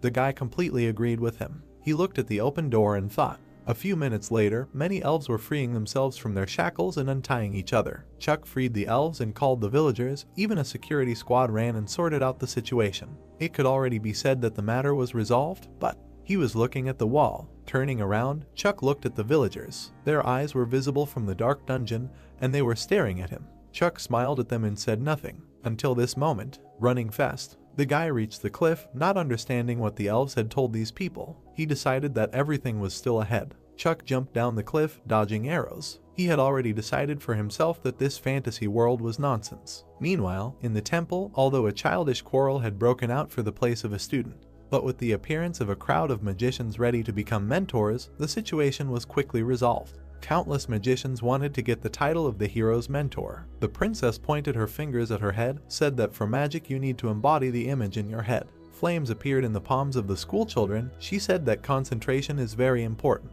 One of the students asked where mathematics can be applied. She brought her finger to her mouth, asked again, mathematics, he means the science that merchants mainly study, answered that 2 subjects will make them stronger than 1 magic, although this will reduce the effectiveness. The guy raised his finger, clarified that he asked about the mathematical knowledge necessary for magic, calculations, which, the girl interrupted him, answered that there is no such thing. He exclaimed indignantly that. Etana asked if they used addition or subtraction to create flames. They were able to use magic thanks to the mentor who is a master at creating flames. The young man looked away, indignant. How is this possible? He thought he could easily become a great magician with his knowledge. The magician standing next to the princess noticed that she explained something incorrectly. He said, that's right, mathematical knowledge is used in magic. The boy exclaimed happily, yes, I knew it. The magician created a flame around his hand, said that Her Highness gave an example of flame, so he will continue the explanation.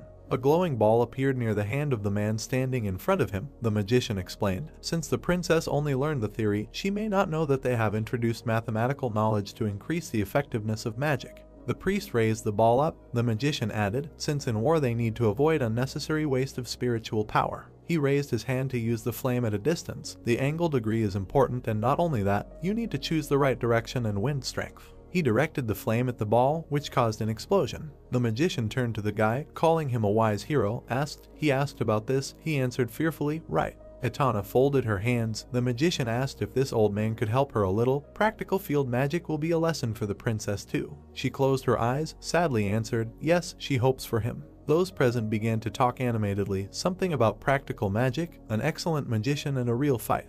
Under the guidance of outstanding mentors, the brave men learned magic at an incredible speed. A message appeared in the dialogue box that some Dharmakaya was smiling at the young scientists. In the next, some hot-tempered demonic spirit peeped at underwear. In a new window, some Dharmakaya got scared and fired magic at random. Flashes of lightning illuminated the sky. The notice said that some god had appeared. It was raining in the village. The girl was treating a wound on her hand. She bandaged the elf's hand, said that she had anointed it and that she needed to endure it a little longer, asked if she was feeling better now. She suddenly pulled her hand away, screamed, and it seemed that yes, it was Espresso, the personal servant of the elf princess. The girl asked for forgiveness. The servant thought that medicine could only ease the pain, but only a saint's miracle could heal her body. But there was only one noble saint in the world. The elf frowned. However, she would not send a miracle to an ordinary elf who was not even part of the royal family. She lowered her head. The girl, closing the door, said that they would definitely catch this person and she needed to rest. Espresso clenched her fists,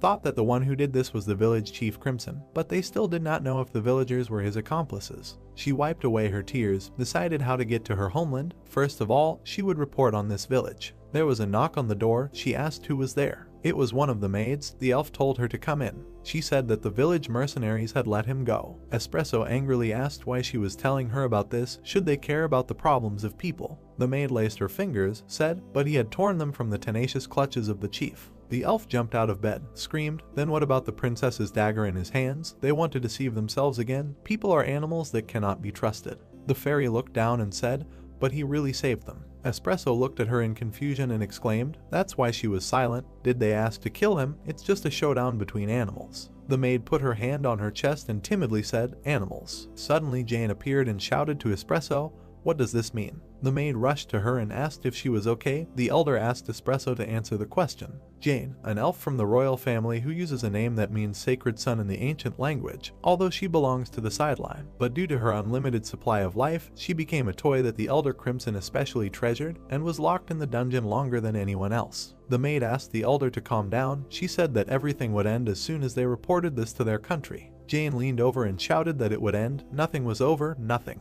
She held her hand to her stomach, adding that this man could have escaped alone, but he still freed her. Espresso raised her fist, saying that he was simply after her eternal life. The elder gritted her teeth, asking if she knew that their benefactor had used a dark magic contract. Chuck had taken advantage of the breach of the contract. If the terms of the dark magic contract were breached, they would have to pay a price equal to what they had received. The elder did not take Chuck's lifespan seriously, which is why he destroyed himself. Jane looked away, saying, poor Espresso. She still remembered how innocently she fluttered around the royal palace, but that image was in the past now. The elf hugged herself, with tears in her eyes, saying that Jane did not know what she felt, the despair and humiliation she had experienced. The elder put her hand on her hip, answered, of course, how could she know, said that she was going to look for this man. The maid exclaimed in fear, in her current state it was too dangerous. Jane looked back, angrily told her not to call her elder when they met again. She turned away, added, it was a stupid nickname for old people who quickly lose their temper. Some god was watching all this unnoticed. He quietly left the scene. View of the forest and mountains. Some god stood above the hero. He asked the outsider if he was alive. The guy opened his eyes, said tiredly, basically. He was lying on the thick crown of the trees, added, let him look, and he will understand everything himself. The students entered the hall. They were met by Aloes. He asked all the heroes who wanted to become swordsmen to come here. The girl was delighted, and the boys were perplexed. One of them said gloomily, what is this anyway? He asked why suddenly a tea party, shouldn't they be swinging wooden swords in the training hall? Another student asked, we barely started, and already a break. They were in the banquet hall. The heroes sat at the table. Aloes was sitting in the center. He raised his cup, exclaimed, for the heroes who chose the path of the swordsman. The warriors standing in the hall shouted, shudder. The students were shocked. Aloes put his cup on the saucer, said that he was very surprised to hear their conversation. The barbaric training from their fantasies is not the art of fencing at all. He decided to give an example so that they could understand easier. He turned to the commander, asked him for sparring. The man loudly answered, yes, it is an honor for him. He went up to the stage. The prince pointed his hand, said that he would first show fencing in their performance, asked the commander to seal the art of fencing. He answered, I obey. Aloes swung. He made several blows with the sword, which the commander successfully parried. The girl said in surprise, unbelievable, the guy said, but anyone would say that this is fencing. The man got into a fighting stance. He knocked the sword out of the prince's hands. The blade of the weapon stuck in the floor. Aloes grabbed his hand, noticed how beautiful the sword dance was. The commander said that he was exaggerating. The prince reached for the hilt of the sword, said that now he would show the real art of fencing, which they were about to learn. He moved his hand to the side. The priest directed the light he had created to his hand. Aloes asked the commander to act with full force this time. The man pointed the sword forward, from which blue waves of flame emanated. He answered loudly, I would be honored. The prince took the sword with both hands. The man swung. The two weapons collided. The blade of the sword broke. The commander sat down. He had lost. Aloes told him that his swordsmanship had improved greatly. The man bowed and thanked him. The students were disappointed, asking what had happened. That was all. The prince exclaimed with a smile, the power to disarm the enemy with one blow, that is what is called swordsmanship. He noted that if they simply imitated him, they would not be able to defeat not only the Demon King, but even the armored cavalry. The guy with glasses put his hand to his chin. The other exclaimed, right, he relied on efficiency. Aloes sat at the table, said, it seems they understood, now he will begin to teach them swordsmanship, asked everyone to drink the tea that was in front of them. Lawrence sipped from the cup. He choked. The girl covered her mouth with her hand, said, "What kind of taste?" The prince smiled contentedly, said that in order to master the art of fencing, the patronage of a warrior is necessary. This elixir will help to comprehend it quickly and safely. They will have to get used to its taste. Information window with the description: warrior, having overcome countless glances, you become stronger, defeat all enemies on your way with the power of love and justice. The girls covered their mouths with their hands. Lawrence drank the tea in one gulp. He covered his mouth with his fist, lowered the cup, shouted, "More." Aloes turned to him, advised him to have a snack of cookies. It will be easier. He asked the commander to pour the guy another cup. The guy watched with disgust as he poured the elixir. Some modest goddess asked what kind of taste it was. Some god of water stopped a curious friend. Some gentle god tempter fixed a pitiful look. The hero was in the forest at that time. He was sitting in a tree, noticed that it was dangerous. This time there were no knolls to soften the fall, but luckily there was a forest under the cliff. Back in the village, mercenaries had pestered him. If he hadn't bribed the guard to open the gate, he would have been captured by now. Chuck saw 3 wolves below. One of them sensed him, screamed, "Meat on a tree," demanded that he come down. The guy pressed his lips together, thought what a touching greeting. Ironic that the gnolls now inspired more trust in him than humans and elves. He grinned, said, "Oh right," jumped down. He thought he was just about to ask them how lucky. He hit a gnoll on the head. He hit another in the face. He cut the third's neck. He sank to the ground. The opponents were defeated. He raised his fist, looked around, noticed that it was somehow easy. That's because there were only 3 of them. Some god looked at him with an absent-minded look. The guy thought, probably the body became much more agile. But what is the reason? Maybe the level rose while he was not looking. He thought, looked at the information window. He knew it. Nothing had changed, although he noticed something. The share was 3.43. He poked his finger at the screen, asked the ace what kind of share it was. It was slowly growing. Some god laughed. Since he did not even know this, the guy asked him to explain it to him. Some god put his hands on his hips, gave special advice. The higher the indicator, the better. The guy angrily said that he was grateful to him to tears. At first this god shared useful information, and now, the guy approached the gnoll lying on the ground, who asked in surprise, "Meat." Chuck smiled, said that he had a question for him, and he better answer it. He is now madly angry at the elves. The wolf licked his lips, asked with interest, will he give him elf meat? Asked to ask the question lively. Chuck thought that the answer he was looking for. He asked, the gnoll swordsmanship, accelerating the hands, how do they use it? He thought that the current him is too weak. Even if he reaches the 2nd level, revenge is still too difficult. Even imitating the swordsmanship that only gnolls can use is already good. At least he will become stronger than now. The wolf looked up, licked his lips, exclaimed, red meat, fresh? The boy asked, then what about the reddening eyes? The gnoll put his finger to his mouth, said he knew, the power of meat. Chuck asked how to use it. He exclaimed, more meat. The wolf clenched his fist, looked at the boy. Chuck said he wanted to see the power of meat, asked what they usually eat, apologized for the stupid question. The boy put his hand to his chin, thought, the art of gnoll fencing, the power of meat, too little information. He looked at the wolf. One way or another, it is worth exploring the ecosystem of these creatures for the sake of unhindered revenge. The prince stood in front of the table, said that magic requires talent. He raised his hand, noted that the art of fencing can be mastered by anyone who has money and time. Only 2 students paid attention to him.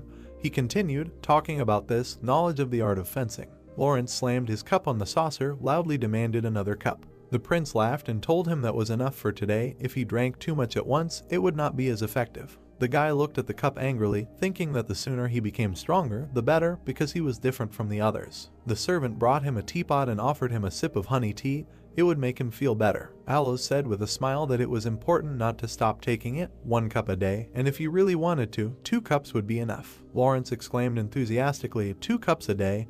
He would take the risk, the prince said. Great. He put his hands on his hips and clarified that the hero's patronage could not be obtained right away, just as a child does not become an adult in the morning. Lawrence turned his head and asked irritably, then how much? The prince replied that it was different for everyone, but if he kept up the pace, he could get it in a year. The guy was indignant, a whole year. He suddenly opened his eyes wide. A glowing information window appeared. He received patronage. The guy reached his hand to the screen. The dialogue box said about fighting spirit. He covered his mouth with his hand, said, unbelievable. Some strong-willed spirit put on airs, agreeing. Some martial arts god grimaced in disgust. The prince clapped, congratulated Lawrence wholeheartedly. To gain the patronage of a strong-willed god so quickly, he expects good results from him. The guy rubbed his cheek with his index finger, said that he was exaggerating. Aloes put his hands on the table, looked up, said that now he would tell them how to hide his status window. In the morning in the forest, the gnoll screamed, meat. He pounced on the boar. Chuck looked at him, raising an eyebrow. He had been hanging around for several days to study the strength of meat. The wolf looked back at the guy, lunged at him. The hero crossed his arms over his chest, asked, seriously. As soon as the opportunity presented itself, the gnoll began to hunt him. The guy kicked him, although he had never been close to success. Chuck frowned, told him not to even think about going up. He was thinking that he was, surprisingly, somehow too weak. The gnoll cried. Information about him appeared in the blue dialogue box. His name was Fang, broken by an arrow. The guy asked angrily, is he definitely at level 6? The wolf showed the threads on his hand, shouted, yes, here is the proof, elf meat, elf hair, his prey. The guy thought about it. That is, successful gnolls take strands of elf hair. He then asked to answer him, how can someone who hunted 2 elves at once be so weak? The wolf noticed that he was offending him. He is strong. The guy asked, does he see his level? Fang looked up, put his finger to his mouth, answered that he does not see, but knows, level 1 meat, weak meat. Chuck hit him, thought, he knows this intuitively. The wolf shouted that they needed to go there. In addition to the characteristics of the gnolls, the hero received other information. The gnoll pointed to the side. The guy asked what was there. He said, elf meat, a lot, a bunch. Chuck grinned. That's how he not only confirmed the location of the village of the elves who attacked him, but also made sure that the past that the elder told was not fiction at all. Fang grabbed the rabbit, screamed, the meat was taken away. Elf meat is bad. Chuck asked, elves. He looked puzzled at the wolf, who was pleased with the taste of the prey. The guy began to clearly see changes in his body.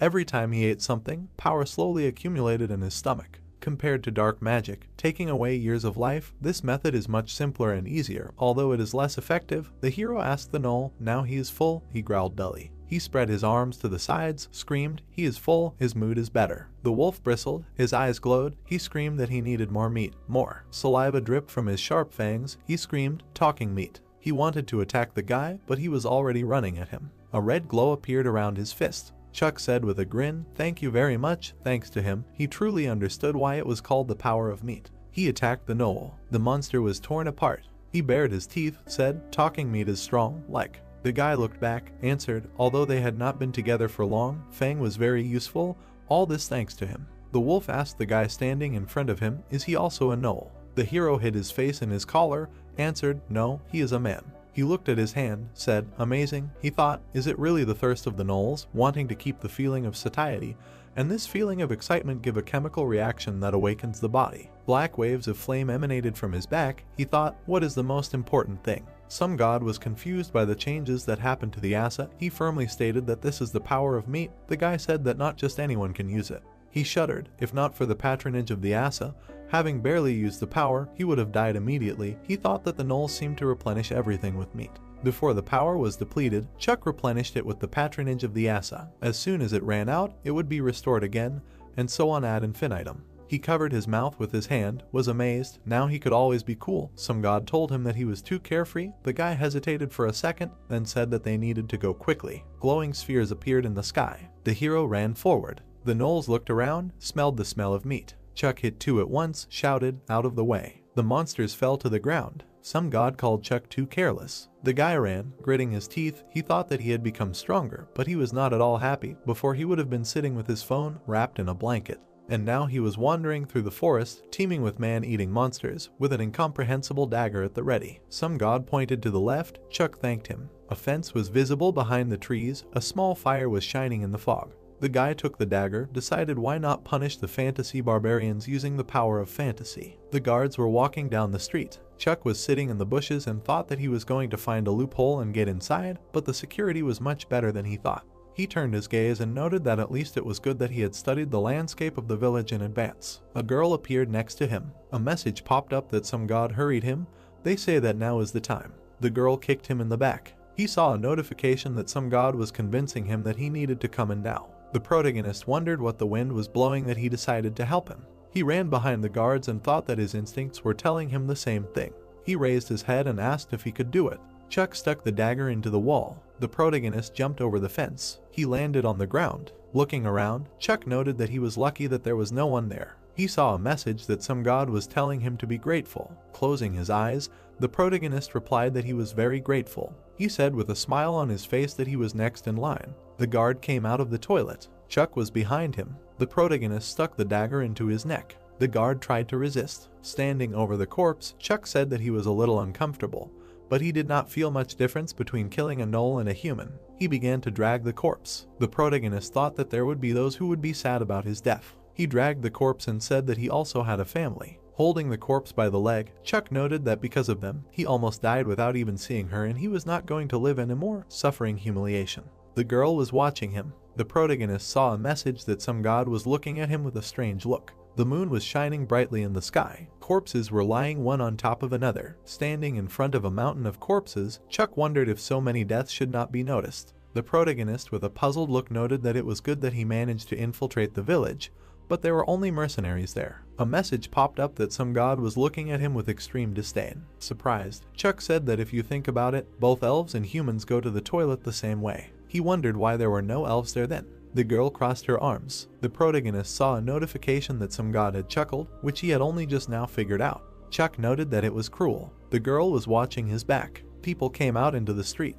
The girl was carrying a lantern in her hands. The protagonist was watching this and said that things were taking an interesting turn. The girl was lying on the bed. The guy was holding his hand next to her. He grabbed her face. The guy held her and ordered her to be quiet. The guys put a bag on her head and discussed that he had a wound on his hand from where the girl had bitten him when he tried to close her mouth. They began to lead her out of the room. The girl walked with a bag on her head and mentally asked if they had taken the other elves. As she walked down the stairs, the girl wondered if she was going to the headman's dungeon. The girl said with a serious look that Crimson thought they didn't know anything because they turned away when a new homeland and families appeared. The guys followed the girl. She mentally asked if this was the healer they had seen during the day. A crowd of people with bags on their heads stood nearby. The stranger stood before them and said that for leaving a friend who had plowed a new homeland with them to fight alone. The enraged boy cried out that he had heard in the dining room that the elves hated humans and if they left them alive, they would take away their loved ones and homeland again. The man crossed his arms and said that the village was restless today and he had told everyone not to go outside. Even the mercenaries were keeping a low profile right now. The girl closed her eyes and said that they were starting. The boy held a sword in his hands and said that this was for the repose of Crimson.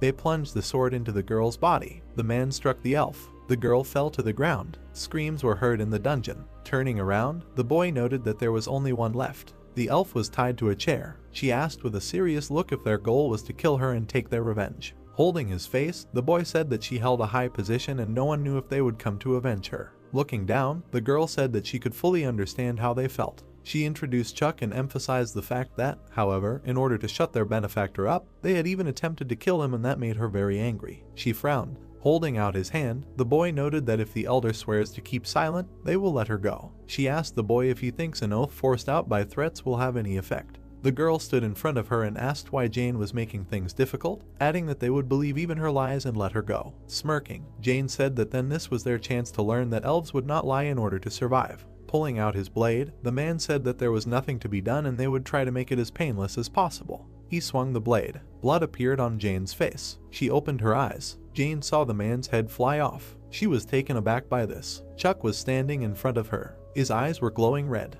Jane was scared. The surprised protagonist asked if it was her again. He looked at the warriors with a smile. He mentally asked if he should deal with these guys. He pounced on the guys and noted that from the very beginning he was going to kill them all, both the elves and the villagers who were in cahoots with the elder. The girl was scared. She began to cry and begged to save her. Stunned, Chuck said that he knew this word and he was glad to hear a familiar speech, but alas, he killed the girl. He saw the elder trying to escape.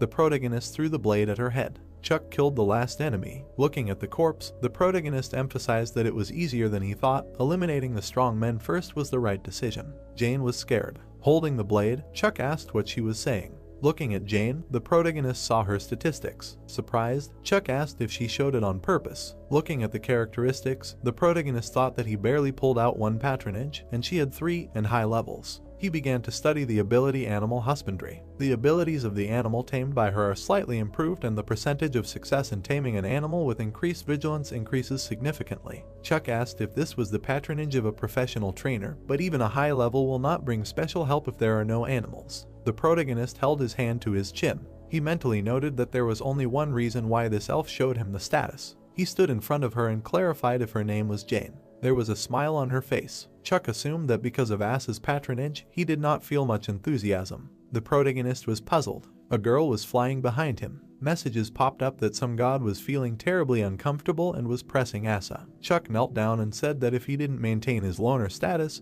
he would suffer heavenly punishment. Jane was surprised. The protagonist lowered his gaze and emphasized the fact that this elf was very lucky and he was originally going to kill every single one. He cut the rope and said that he had experienced something similar too. He remembered the 3 boys and thought that in order to survive, he taught the first inhabitants of the fantasy world he met to pronounce his name, although it was in vain. Closing his eyes, Chuck said that she would figure out the rest herself. He wondered how he would be different from them if he killed her there. Jane grabbed the chair with her hand. She started to run away. The protagonist stopped her. He grabbed her and said that she was pestering. Chuck asked if she knew his name. Jane called him by name with a smile on her face. Moonlight enveloped the settlement. Walking down the street, the protagonist asked why it was so quiet.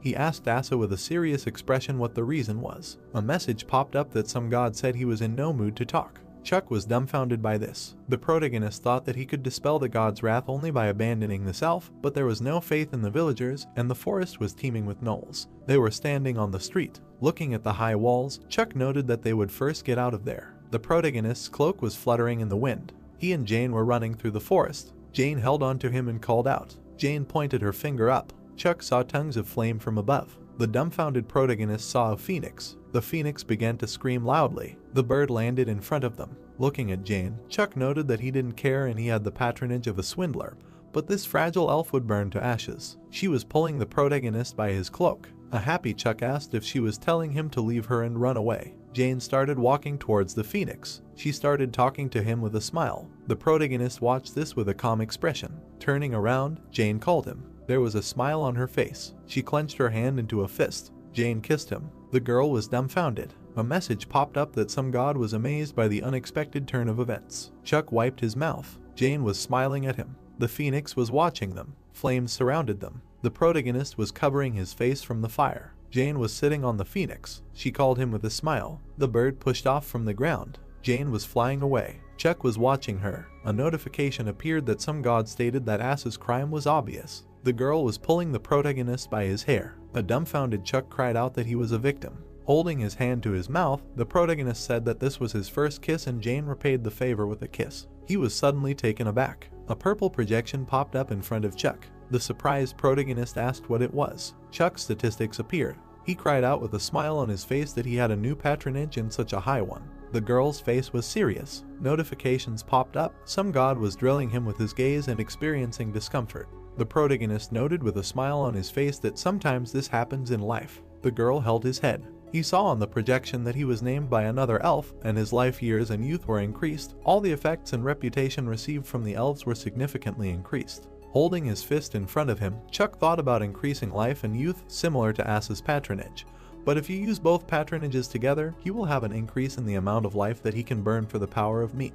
The girl walked next to him and muttered that he was too happy. Frowning, Chuck noted that the reason for his happiness was that he broke up with this elf. The girl was taken aback by this. A smile appeared on her face. Looking into the depths of the forest, Chuck wondered if they would try to go further this time. The monster walked through the forest. The protagonist jumped on the wolf's back. Chuck greeted him with a smile on his face. He asked with a satisfied look to give him a tour of their home. The sun rose. Aloe stood in front of a crowd of warriors and said that 3 days had passed since their arrival. Stretching out his hand, he said that from today, after meditation, they will begin to increase their level through hunting, but they do not need to be too afraid. He looked at the girls and emphasized the fact that since this is their first hunt, the Knightly Order will be in charge of corralling the monsters. A joyful Etana cried out that mages should never miss such an opportunity for patronage, and by increasing their level and rank through hunting, they increase their strength. The joyful guys said that they had been waiting for a fantasy hunt for a long time. The girls said with a satisfied look that if you increase your level, then your skin will get better and this has a positive effect on the body. The guy turned around and saw a slime.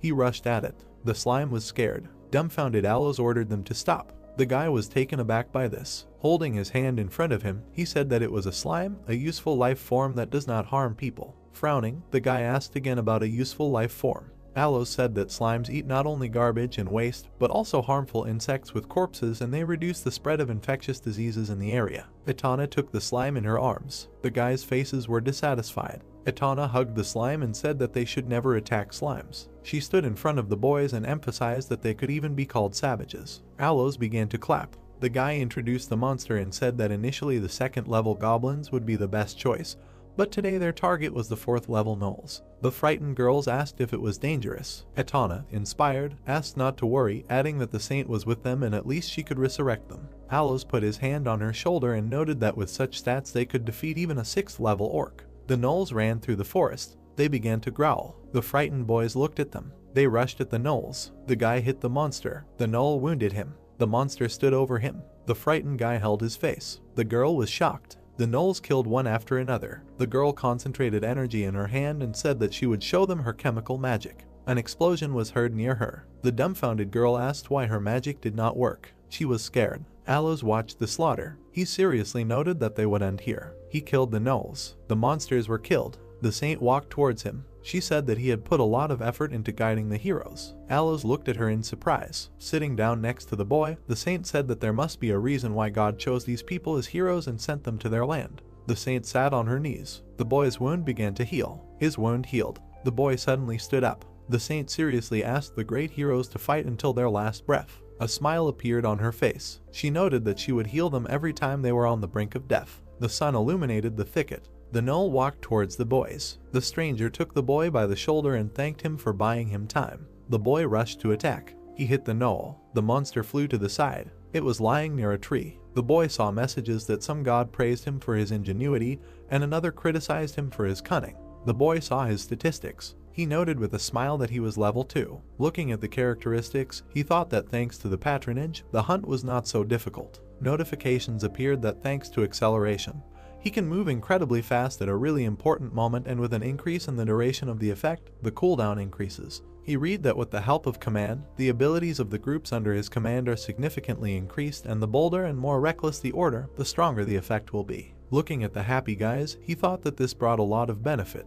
The guy turned his gaze to the scream. The warriors began to fight the gnoll. He killed the monster. The happy girl shouted that thanks to them she reached the 2nd level. The other girls were angry. The girl with a satisfied look thought that appearance was also a weapon. A message popped up that some goddess was glaring at her. The dumbfounded girl began to shout that this was not an arrogant address at all. She read that some generous goddess of beauty smiled with her eyes. She was taken aback by this. She began to study the ability female beauty. Beauty is relative and subjective, but it is an exception. It is free from the unpleasant manifestations of physiology and features of the body constitution. The happy girl noted that this is just for her. The satisfied guys shouted that they will continue to protect her. She said that she trusts them. The guys' faces were puzzled. They began to walk away from Lawrence and say that they will help him next time, but they are still friends. The guys crowded around the girl. Grinning, the guy said that Chloe was good. He started walking towards the girls. They looked at him and asked if he wanted to hunt together. The gods were watching them. The girl fell to the ground.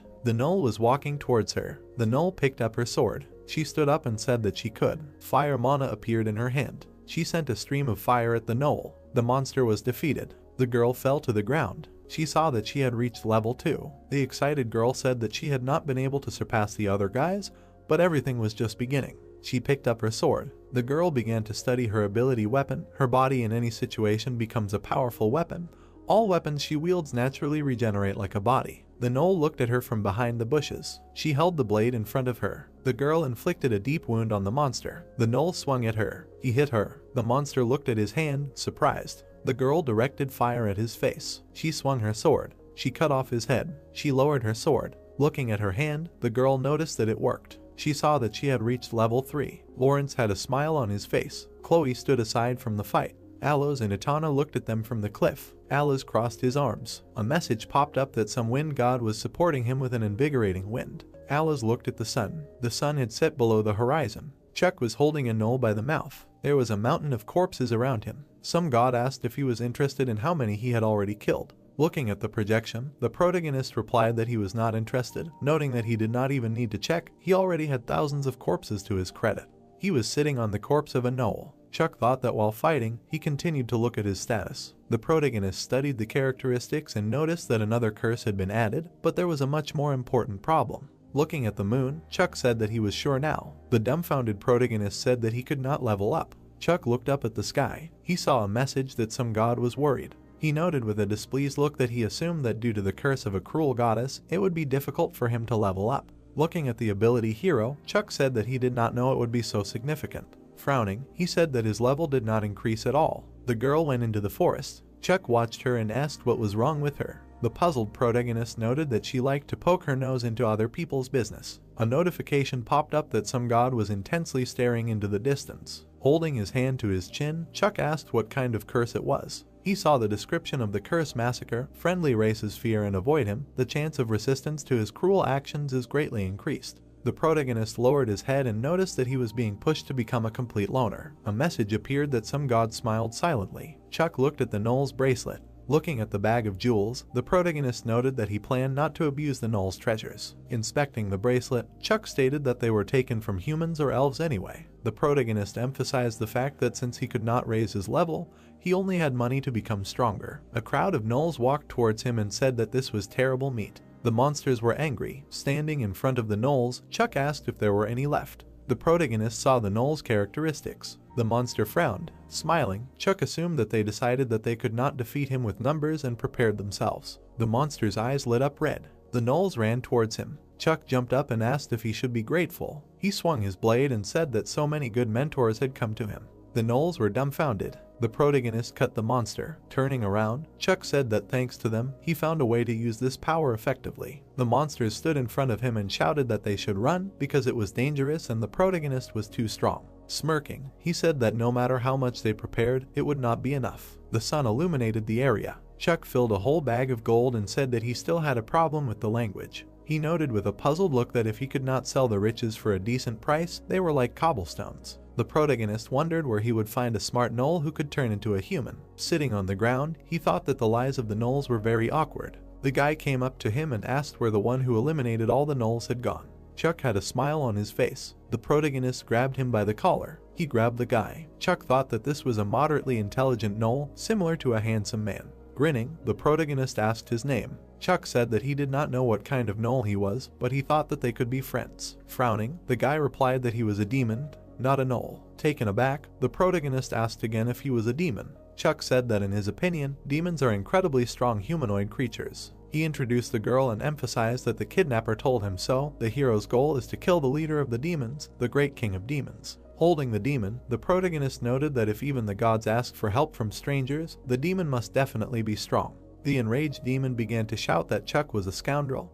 He called himself a friend and washed bones at the very first meeting, and this is a warning that all demons are strong. Taken aback, the protagonist asked for forgiveness. He said that the demon is weak even for a weakling. The demon began to cry. The demon with a displeased look said that it was just Chuck who was abnormally strong and he had such incredible power at the first level. Smiling, the protagonist replied that it was all thanks to the patronage. The demon began to shout that Chuck was lying smoothly when he himself had more curses than patronages. Taken aback, the protagonist clarified whether the demon could see too. The demon showed a green eye and said that he had the patronage of observation, and in addition to this, he had another patronage that would allow him to spy on the status. Chuck held him by the collar. The demon asked how long he would do this. The girl watched this from the side. The protagonist looked at him and said that the demon was smart and did not look like a Knoll at all. The demon replied that he was a dark magician and a fool could not master dark magic. The demon said that he had just left his homeland to gain experience for the sake of marriage. Smiling, the demon asked not to equate him with low-class people, noting that Chuck had not yet been born when he reached marriageable age. The girl looked at the protagonist with a smile. Chuck saw a message that some god was begging for more children. The protagonist began to shake the demon and asked why he could not get married earlier. The demon asked to just kill him, noting that he did not want some person to mock him. Chuck asked with a smile if it would be a shame to die an old bachelor. Looking away, the guy said that the stronger the demon, the more spouses he has, and he was too weak and did not want to become the old woman's 243rd husband, so he ran away. Upset, Chuck began to feel sorry for him. The dissatisfied demon asked how the protagonist can move. Taken aback, Chuck asked what he was talking about. The protagonist saw a vial on the ground. The demon told him that he had sprayed a paralyzing poison that made even naturally strong elves unable to move. Looking at the purple mana streams, the demon asked how a level 1 human could be so unperturbed. Chuck remembered the man holding the vial in his hands and asking about the paralyzing poison. The protagonist frowned. The demon was scared. Chuck smirked and said that it had stirred up some annoying memories. He stood in front of the demon. The protagonist began to laugh. Chuck was enveloped in purple mana. He was dumbfounded. The protagonist asked with a crazy look who the demon was. The demon thought that this guy was a monster and had so easily destroyed the magical shackles. The frightened demon asked what he wanted. Chuck asked with a serious look what his connection was with the headman. The demon smirked and asked what kind of stupid question that was. He wanted to know if the protagonist could imagine how many elders he had met in his life. Enraged, Chuck told him that the elder had walked around with a Knoll's head on his chest. The demon looked away and said that he remembered. He He imagined the man sitting in the house and noted that he was the dying old man whose story you couldn't listen to without tears. The demon said that he had saved him with a curse. Chuck grabbed him even tighter. Closing his eyes, he noted that he was the magician who had helped the elder and caused him so much trouble. An evil grin appeared on the protagonist's face. The blue sky surrounded the forest. The boys were standing in the forest. Covering her mouth with her hand, the saint told her that the other heroes had decided to give up training and return to the temple, and now they would invest their entire budget in those who remained. The boys were happy about that. Smiling, Aloes said that they had an amazing leveling speed. They had averaged 3 levels per day. Closing his eyes, he noted that as expected of humanity's hope, they were truly incredible. A scream was heard in the forest. A knight was riding a horse, shouting that they had found a gnoll eating dinner. The dumbfounded boy noted that the knightly order was now. The saint looked at him and asked what level the gnoll was. The knight replied that the monster was level 5. Holding her hand to her chin, the saint asked if they had 3 heroes with a level 5. Aloes replied that they did, adding that they were improving very quickly. The saint said that such a chance did not come often and it would be nice to test them. The people walked through the forest. Aloes hid behind a tree. Watching the monster, he whispered that although the gnoll looked heavy, it was a special individual, so warlike that it could attack even mighty warriors. Etana said with joy that a well-fed gnoll could use powerful dark magic and they should be more careful when its eyes turned red. The gnoll looked back. Etana said with surprise that they were noticed because of her. The gnoll rushed at them. Aloes crossed his arms and noted that they would not interfere with them. The frightened guy clarified whether they could handle it. Frowning, Lawrence asked to cast aside fear. Turning around, he said that with such a heavy body, he would be slower than the previous gnolls and they would first dodge the attack. The monster rushed at him with great speed. Lawrence was taken aback by this. A powerful blow was heard. The guy stood in a cloud of dust. The gnoll's eyes glowed red. The people scattered from his attack. A fiery projectile flew at him. Steam came from the girl's hand. Mary swung her blade. Her attack emitted a yellow glow. The gnoll swung his leg. He hit her. Mary was dumbfounded. The gnoll grabbed her by the jacket. He threw her to the side. There was a smirk on the monster's face. Chloe held Mary and asked what to do now. The gnoll walked towards them. The monster stood above them. She closed her eyes and asked for someone to help her. The ability charm was used. Her body always emanates an enchanting aroma, significantly increasing the chance to command the opposite sex. The gnoll began to stroke her head. He licked his lips. Aloes cut off the monster's head. Tears came to Chloe's eyes. Aloes put away the blade and asked if Chloe was okay. She was shaking with fear. Aloes turned around. Surveying the battlefield, he said that all heroes who selflessly threw themselves into battle with a strong enemy would receive divine protection. Clouds covered the blue sky. A forest meadow appeared and someone moaned. Kneeling, the demon said that this guy was worse than the devil, grabbed him great, like a leaf, and began to shake. The man's eyes lit up red and he turned to him. Covering one eye, the demon said that he was asking for the impossible. Smiling, Chuck asked if he was looking for death, to which he answered that he should wait a little. The demon's hand glowed purple. He raised his head up. Gritting his teeth, the hero thought about the same ability as the outsider, and then said that because he was touched and helped the elder, he almost died a dog's death. Looking at him, the protagonist asked whether to beat him harder or help, to which he replied that it was impossible anyway. A terrible saint lived in a nearby city. He couldn't die like that without getting married, to which the hero said that it was his damn wedding. Smiling broadly, the demon said that it was true. As for the second city, he would accompany him there. Grinning, the protagonist said that it was great, it was decided, and then thought about the fact that he was also against a city in which there were accomplices of the goddess. Walking forward, the demon said that it was true, he almost forgot, to which the hero asked again. Pointing his hand to the side, he said that 2 days ago the knightly order cordoned off the forest. They would have to go around. It was nothing for him. They would just confirm the identity and that's it. But for him, a demon, it was dangerous. Looking away, Chuck said, well, it can't be helped, and then thought that he would have a hard time with his tongue. Damn goddess. Some god laughed silently, and the hero looked up. A clear sky appeared. The girl, walking through the forest, said that he was the most talentless even among the villagers she had ever met, and then asked, he studied the world from fairy tales, he didn't even know what toilets looked like. Ethan thought about how toilets were not mentioned in novels and comics. He wanted to say it, but looking straight ahead, the guy was thinking about the fact that the woman had paid for the housing expenses for these 2 days, armor, and even weapons in full. With her back turned, the swordswoman turned to the guy, to which he asked again. Closing her eyes, she said that she had been doing it for some time. Turning around, the girl added that he was drilling her back with his gaze, and it was quite annoying. Closing his eyes, Ethan said that she had misunderstood everything. He just felt calmer walking behind. Smiling, the guy thought about how such a beauty was sympathetically helping a person he was seeing for the first time. The effect of uniqueness seemed, this was definitely the effect of patronage. The protagonist's correction. The swordswoman asked if he could hear her. Approaching the guy, she said that, moreover, he had just tried to attack a slime, asked if he had imagined it, how surprised she was. How could one not know such basic things? Ethan tried to say something in fear, but the girl interrupted him and said that beyond this place the orc territory began. She said that in general, it is worth starting with small errands in the village, to which the guy replied that this was not suitable for him, and the girl said that then nothing could be done. Turning to him, the swordswoman said that the orcs were much more dangerous than the gnolls, so he should be careful and not leave the forest, to which Ethan replied that he understood. Frowning, she asked again if he understood exactly. Smiling broadly, the guy replied that he understood everything. Leaves were falling. Ethan and the girl stood and looked at each other. Some careless god of wine called out to his friend, waving his hand. Some god of wind asked if he could be relied on. Looking back, Ethan thought about how he had more spectators among the gods, while others, like flowers in a greenhouse, slowly increased their level. He showed himself in the temple and monopolized all the patronage of the gods. With folded hands, the swordswoman asked to wipe this mean smile from his face, maybe at least concentrate a little. She said that from here begins the territory of the gnolls, a dangerous place for a mercenary at the slime level. An icon of a mercenary at the slime level appeared.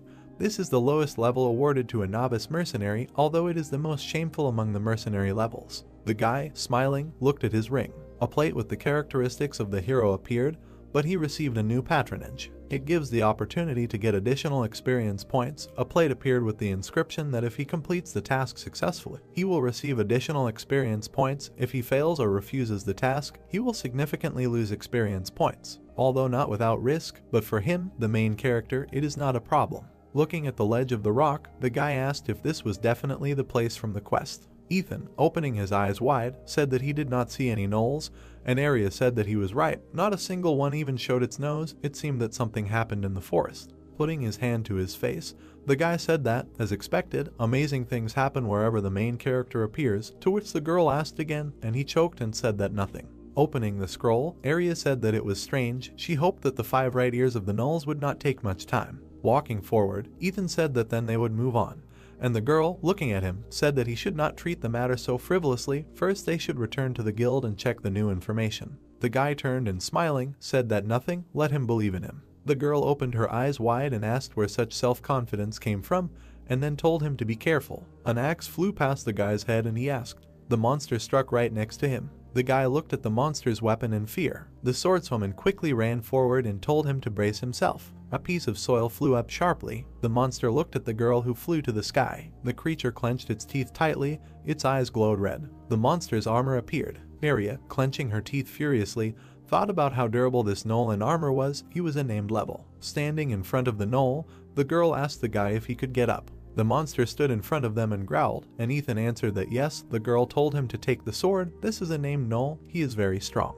With wide eyes, the guy asked if this was a gnoll, and then said that somehow he was a little scarier than he thought. Suddenly a second monster appeared, running at the girl. Looking straight ahead, she turned to the guy and asked him to listen carefully. Standing back to back, the girl said that she would somehow distract his attention to herself, and he was running away at this time. To which the guy asked how he could refuse so many experience points, and she replied that now was not the time for jokes. A blow flew at the guy and he said that he could not do this. Blood flowed from the guy's mouth and he thought. Looking ahead, he thought about what hit him. The swordswoman turned to him in fear and said the name Ethan several times. The guy thought about the fact that he was the main character. Some wind god was rolling from side to side, bursting into laughter. Some god set off in pursuit of his escaped belly button. Looking down, Ethan opened his eyes wide. Looking straight ahead, the guy shouted that he was a gnoll. Smiling, the girl said that he finally woke up. The gnoll was finished, to which he replied that he was glad to hear. Arya bandaged her hand, and the guy made a surprised sound. Looking at her hand, Ethan said that it was her hand. The guy widened his eyes and asked what happened. Was it really because of him? Looking down, the girl said that no, she made a mistake herself. She did not blame herself for it. Opening his mouth, the guy thought that the hell, what kind of protagonist is he after this? Looking straight ahead, Ethan said that he could not believe it, to which the girl turned to him.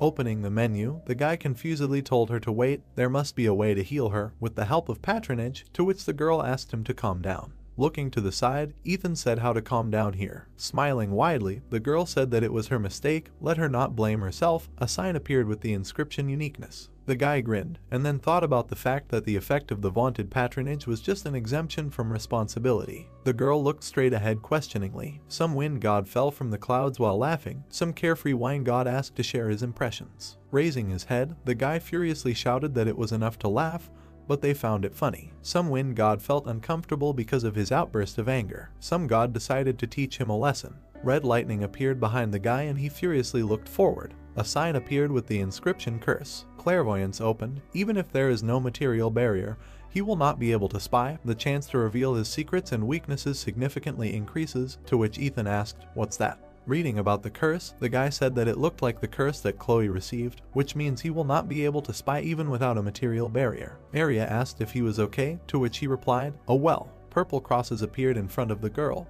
and she said that she was mumbling something under her breath. Did he really hurt his head when he fell? Ethan said that it couldn't be. Having fallen to the ground, the guy said that it was a damn curse, his dream of traveling with the beauties of this world, to which the girl turned to him. Falling leaves appeared, and the swordswoman said that the forest can be unpredictable. Looking straight ahead, she added that they would return to the city if the gnolls attacked again. They would be in danger. Clenching his fist, the guy replied that yes, they would return, and then said that the city, for sure, there is a saint in the city. The guy said that saints from fantasy worlds are able to return a hand. The girl turned around in surprise at him and heard him promise. Looking up, Ethan said that her hand, he will take responsibility and return it to its place, because he is a legendary hero. The hero turned to the demon and asked what his name was. Turning around, he said that they had been together for so long, but he only now deigned to ask and said that Byron, to which the hero asked again, "Is it a pseudonym?" And the demon replied that it is not a pseudonym, and not at all usual. Byron extended his palm up, said that he is, in fact, the 23rd son of the 348th wife of the 14th demon king, to which Chuck was surprised. Looking at his palm, the demon said that humans put a lot of meaning into having the status of a royal family, but in the demon world, the one with power rules, so there are many aristocrats among them, so they do not care about status. Smiling, the hero said that in other words, he is a loser demon who is nothing special.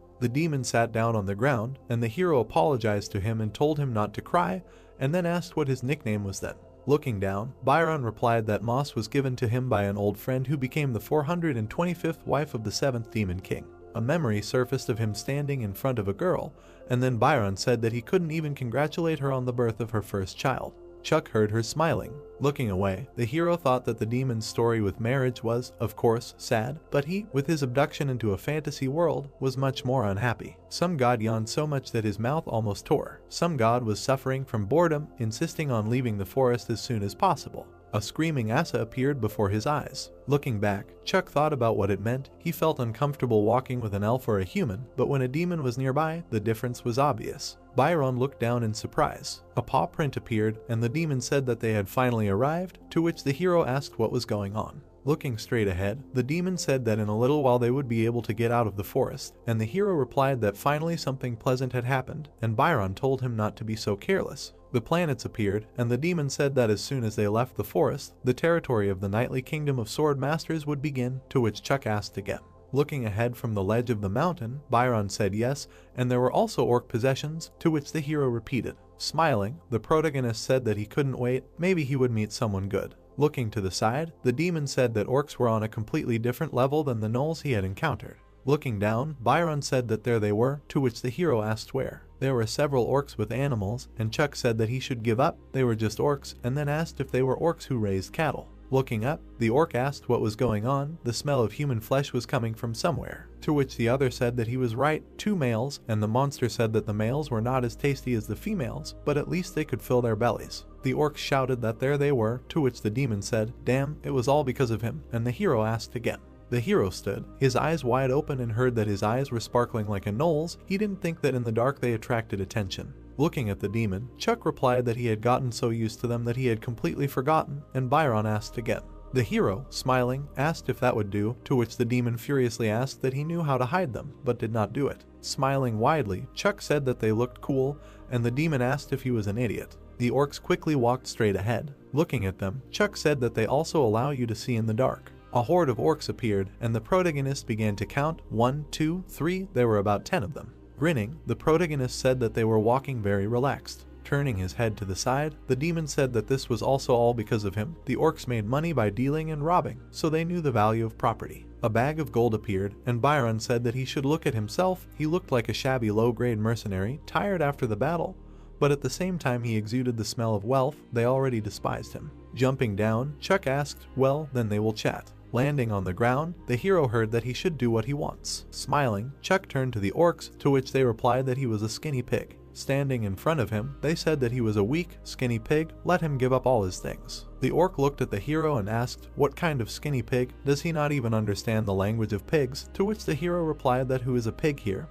He is a man. Frowning, the monster asked that the pig understands the language of the orcs. Smiling, he said that the skinny pig understands the speech of the orcs. Smart, and the others said that he should give up his things. If he does not give them up, he will die, and if he gives them up, they will kill him. Exhaling, the main character thought about the fact that their vocabulary is better than that of the gnolls, but still does not reach the level of conducting a dialogue. Reaching for his weapon, Chuck thought about the fact that, well, there is not much choice. The orcs seem to be much stronger than the gnolls. It is clear that they are used to being surrounded and attacked from all sides. Taking out his sword, Chuck turned to the orcs and said that they should give everything they had. Looking down, the monster said that they were orcs, not pigs. The protagonist abruptly thrust the knife into one of the monsters. The orcs looked at this in surprise, and Chuck thought that he could win. Okay, it was better not to think, somehow get out of patronage. Smiling, Chuck said that this was his line, let them figure out who was the pig. A sword appeared, flying straight. The blade stuck into the orc's head. Turning around, the monster asked what kind of pig it was, and the other replied that instead of asking, let him go and stop him. The hero, looking down, heard that he said, let him go himself, take a dare. Chuck turned around in bewilderment. Looking away, he said that he had said that orcs were stronger than gnolls, and Byron said that absolutely for sure something was wrong with him. Drops of blood flowed from the dagger, and the hero said that no way. A view of the valley opened up. The sword was stuck into the monster. Looking around, Chuck asked, well, it seems he dealt with everyone. It was much easier than he thought. Turning around, he said that by the way, he, as a companion, could help, and then was surprised. The demon was lying on the floor, and a blue flame appeared near his feet, and Chuck asked what he was doing. Approaching the fire, the hero asked what was the matter. What it was, it looked very dangerous. Lying on the ground, Byron told him to look at the sky. A blue sky appeared, and the hero asked again. A white dragon appeared, and the hero was surprised and said that it was huge. Putting his hand to his face, the protagonist asked where he was flying to which Byron replied that the saint was riding on this dragon. Surprised, the protagonist turned around and asked again, to which the demon responded approvingly. Frowning, the demon said that what else could one expect from humanity's newest weapon? He had discovered it from such a distance and attacked accurately. The dragon flew far ahead, and Byron added that there was an elven kingdom in that direction, and if the saint herself had intervened, it must be a serious matter. Looking to the side, the demon said that thanks to this, he had escaped death, but they were very unlucky to meet the saint together. The hero looked at him in surprise and heard that why she was going to the elven kingdom, maybe, and Chuck said that his legs were burned. Leaning on his hands, Byron said that for a demon such a wound was a trifle, but wounds inflicted by the saint were difficult to heal in such a short time, so, looking straight ahead, the demon told the hero to carry him. Chuck said in surprise that he didn't want to. The dark sky appeared. The demon's horns were visible. Looking straight ahead, the protagonist thought that not only was he abducted into this fucking world, but he had also been on the verge of death so many times. Holding the demon on his back, the protagonist reflected on the fact that he had never even carried his parents on his back, but he was dragging some demonic youth. Joyful Asa appeared. Some god suggested throwing the demon to be eaten by the orcs, and the hero said that he was in a bad mood. Gritting his teeth, Byron said that he supported him. If they found out that he accepted the help of a low-grade human, he would never get married. Smiling broadly, Chuck said that if he ran away later, he would have to start a couple of rumors, to which the demon asked if he was definitely a human. Looking straight ahead, the protagonist said something that was hardly ordinary. He almost became a hero. Byron asked, mouth wide open, what almost became a hero? Looking up, the protagonist said that he could see his status, to which the demon replied that that was why he said it. The hero's curse is mostly received by demons. When you lose to the hero and run away, he receives a curse from him, so it is difficult to level up, and revenge is not even worth thinking about. The demon ran away from the man and then sat on the ground with a sad look. A demon who received a hero's curse is like a corpse. Surprised, Chuck said that they would check next time. It can't happen. For the fantasy world, it is somehow too irrational. Looking away, the demon said how he, a pathetic man, could get such power having only the patronage of an elf. Looking at the hero, Byron added that either Asa's patronage had an effect he didn't know about, and Chuck said that he would fall like that. putting his hand to his face, the demon said that he had wandered around the world, getting various information, but he was hearing about Asa's patronage for the first time. There is, of course, a similar curse that comes to mind. A plate with the main character's indicators appeared. Looking up, Chuck thought that he at least knew a word about it, but it was more annoying than he thought that others could see his status. A plate appeared, on which it was written that Asa resets all states except death. If a lone wolf leaves the wasteland, terrible things happen. The demon said that he resets all states, returns to the original state, or he somehow misunderstood the meaning. Byron looked away and asked, so he doesn't eat or relieve himself, and fatal wounds disappear without a trace, and he probably doesn't feel tired? Judging by this, the patronage can be called fraudulent. Looking straight ahead, the hero said that yes, he doesn't know what Asa is, but it looks more like a curse than a patronage. It showed the hero killing monsters, and then Chuck said that no matter how many experience points he gets, everything keeps returning to its original state, which is why he can't evolve. The protagonist's eyes widened and he thought. Turning around, he heard that, and yet, how did he become so strong? To which Chuck replied that if you think about it. The hero looked at Asa and asked, is that all true? Some god let out a sad sigh. Some god indulged in memories, and the guy looked up and turned to him.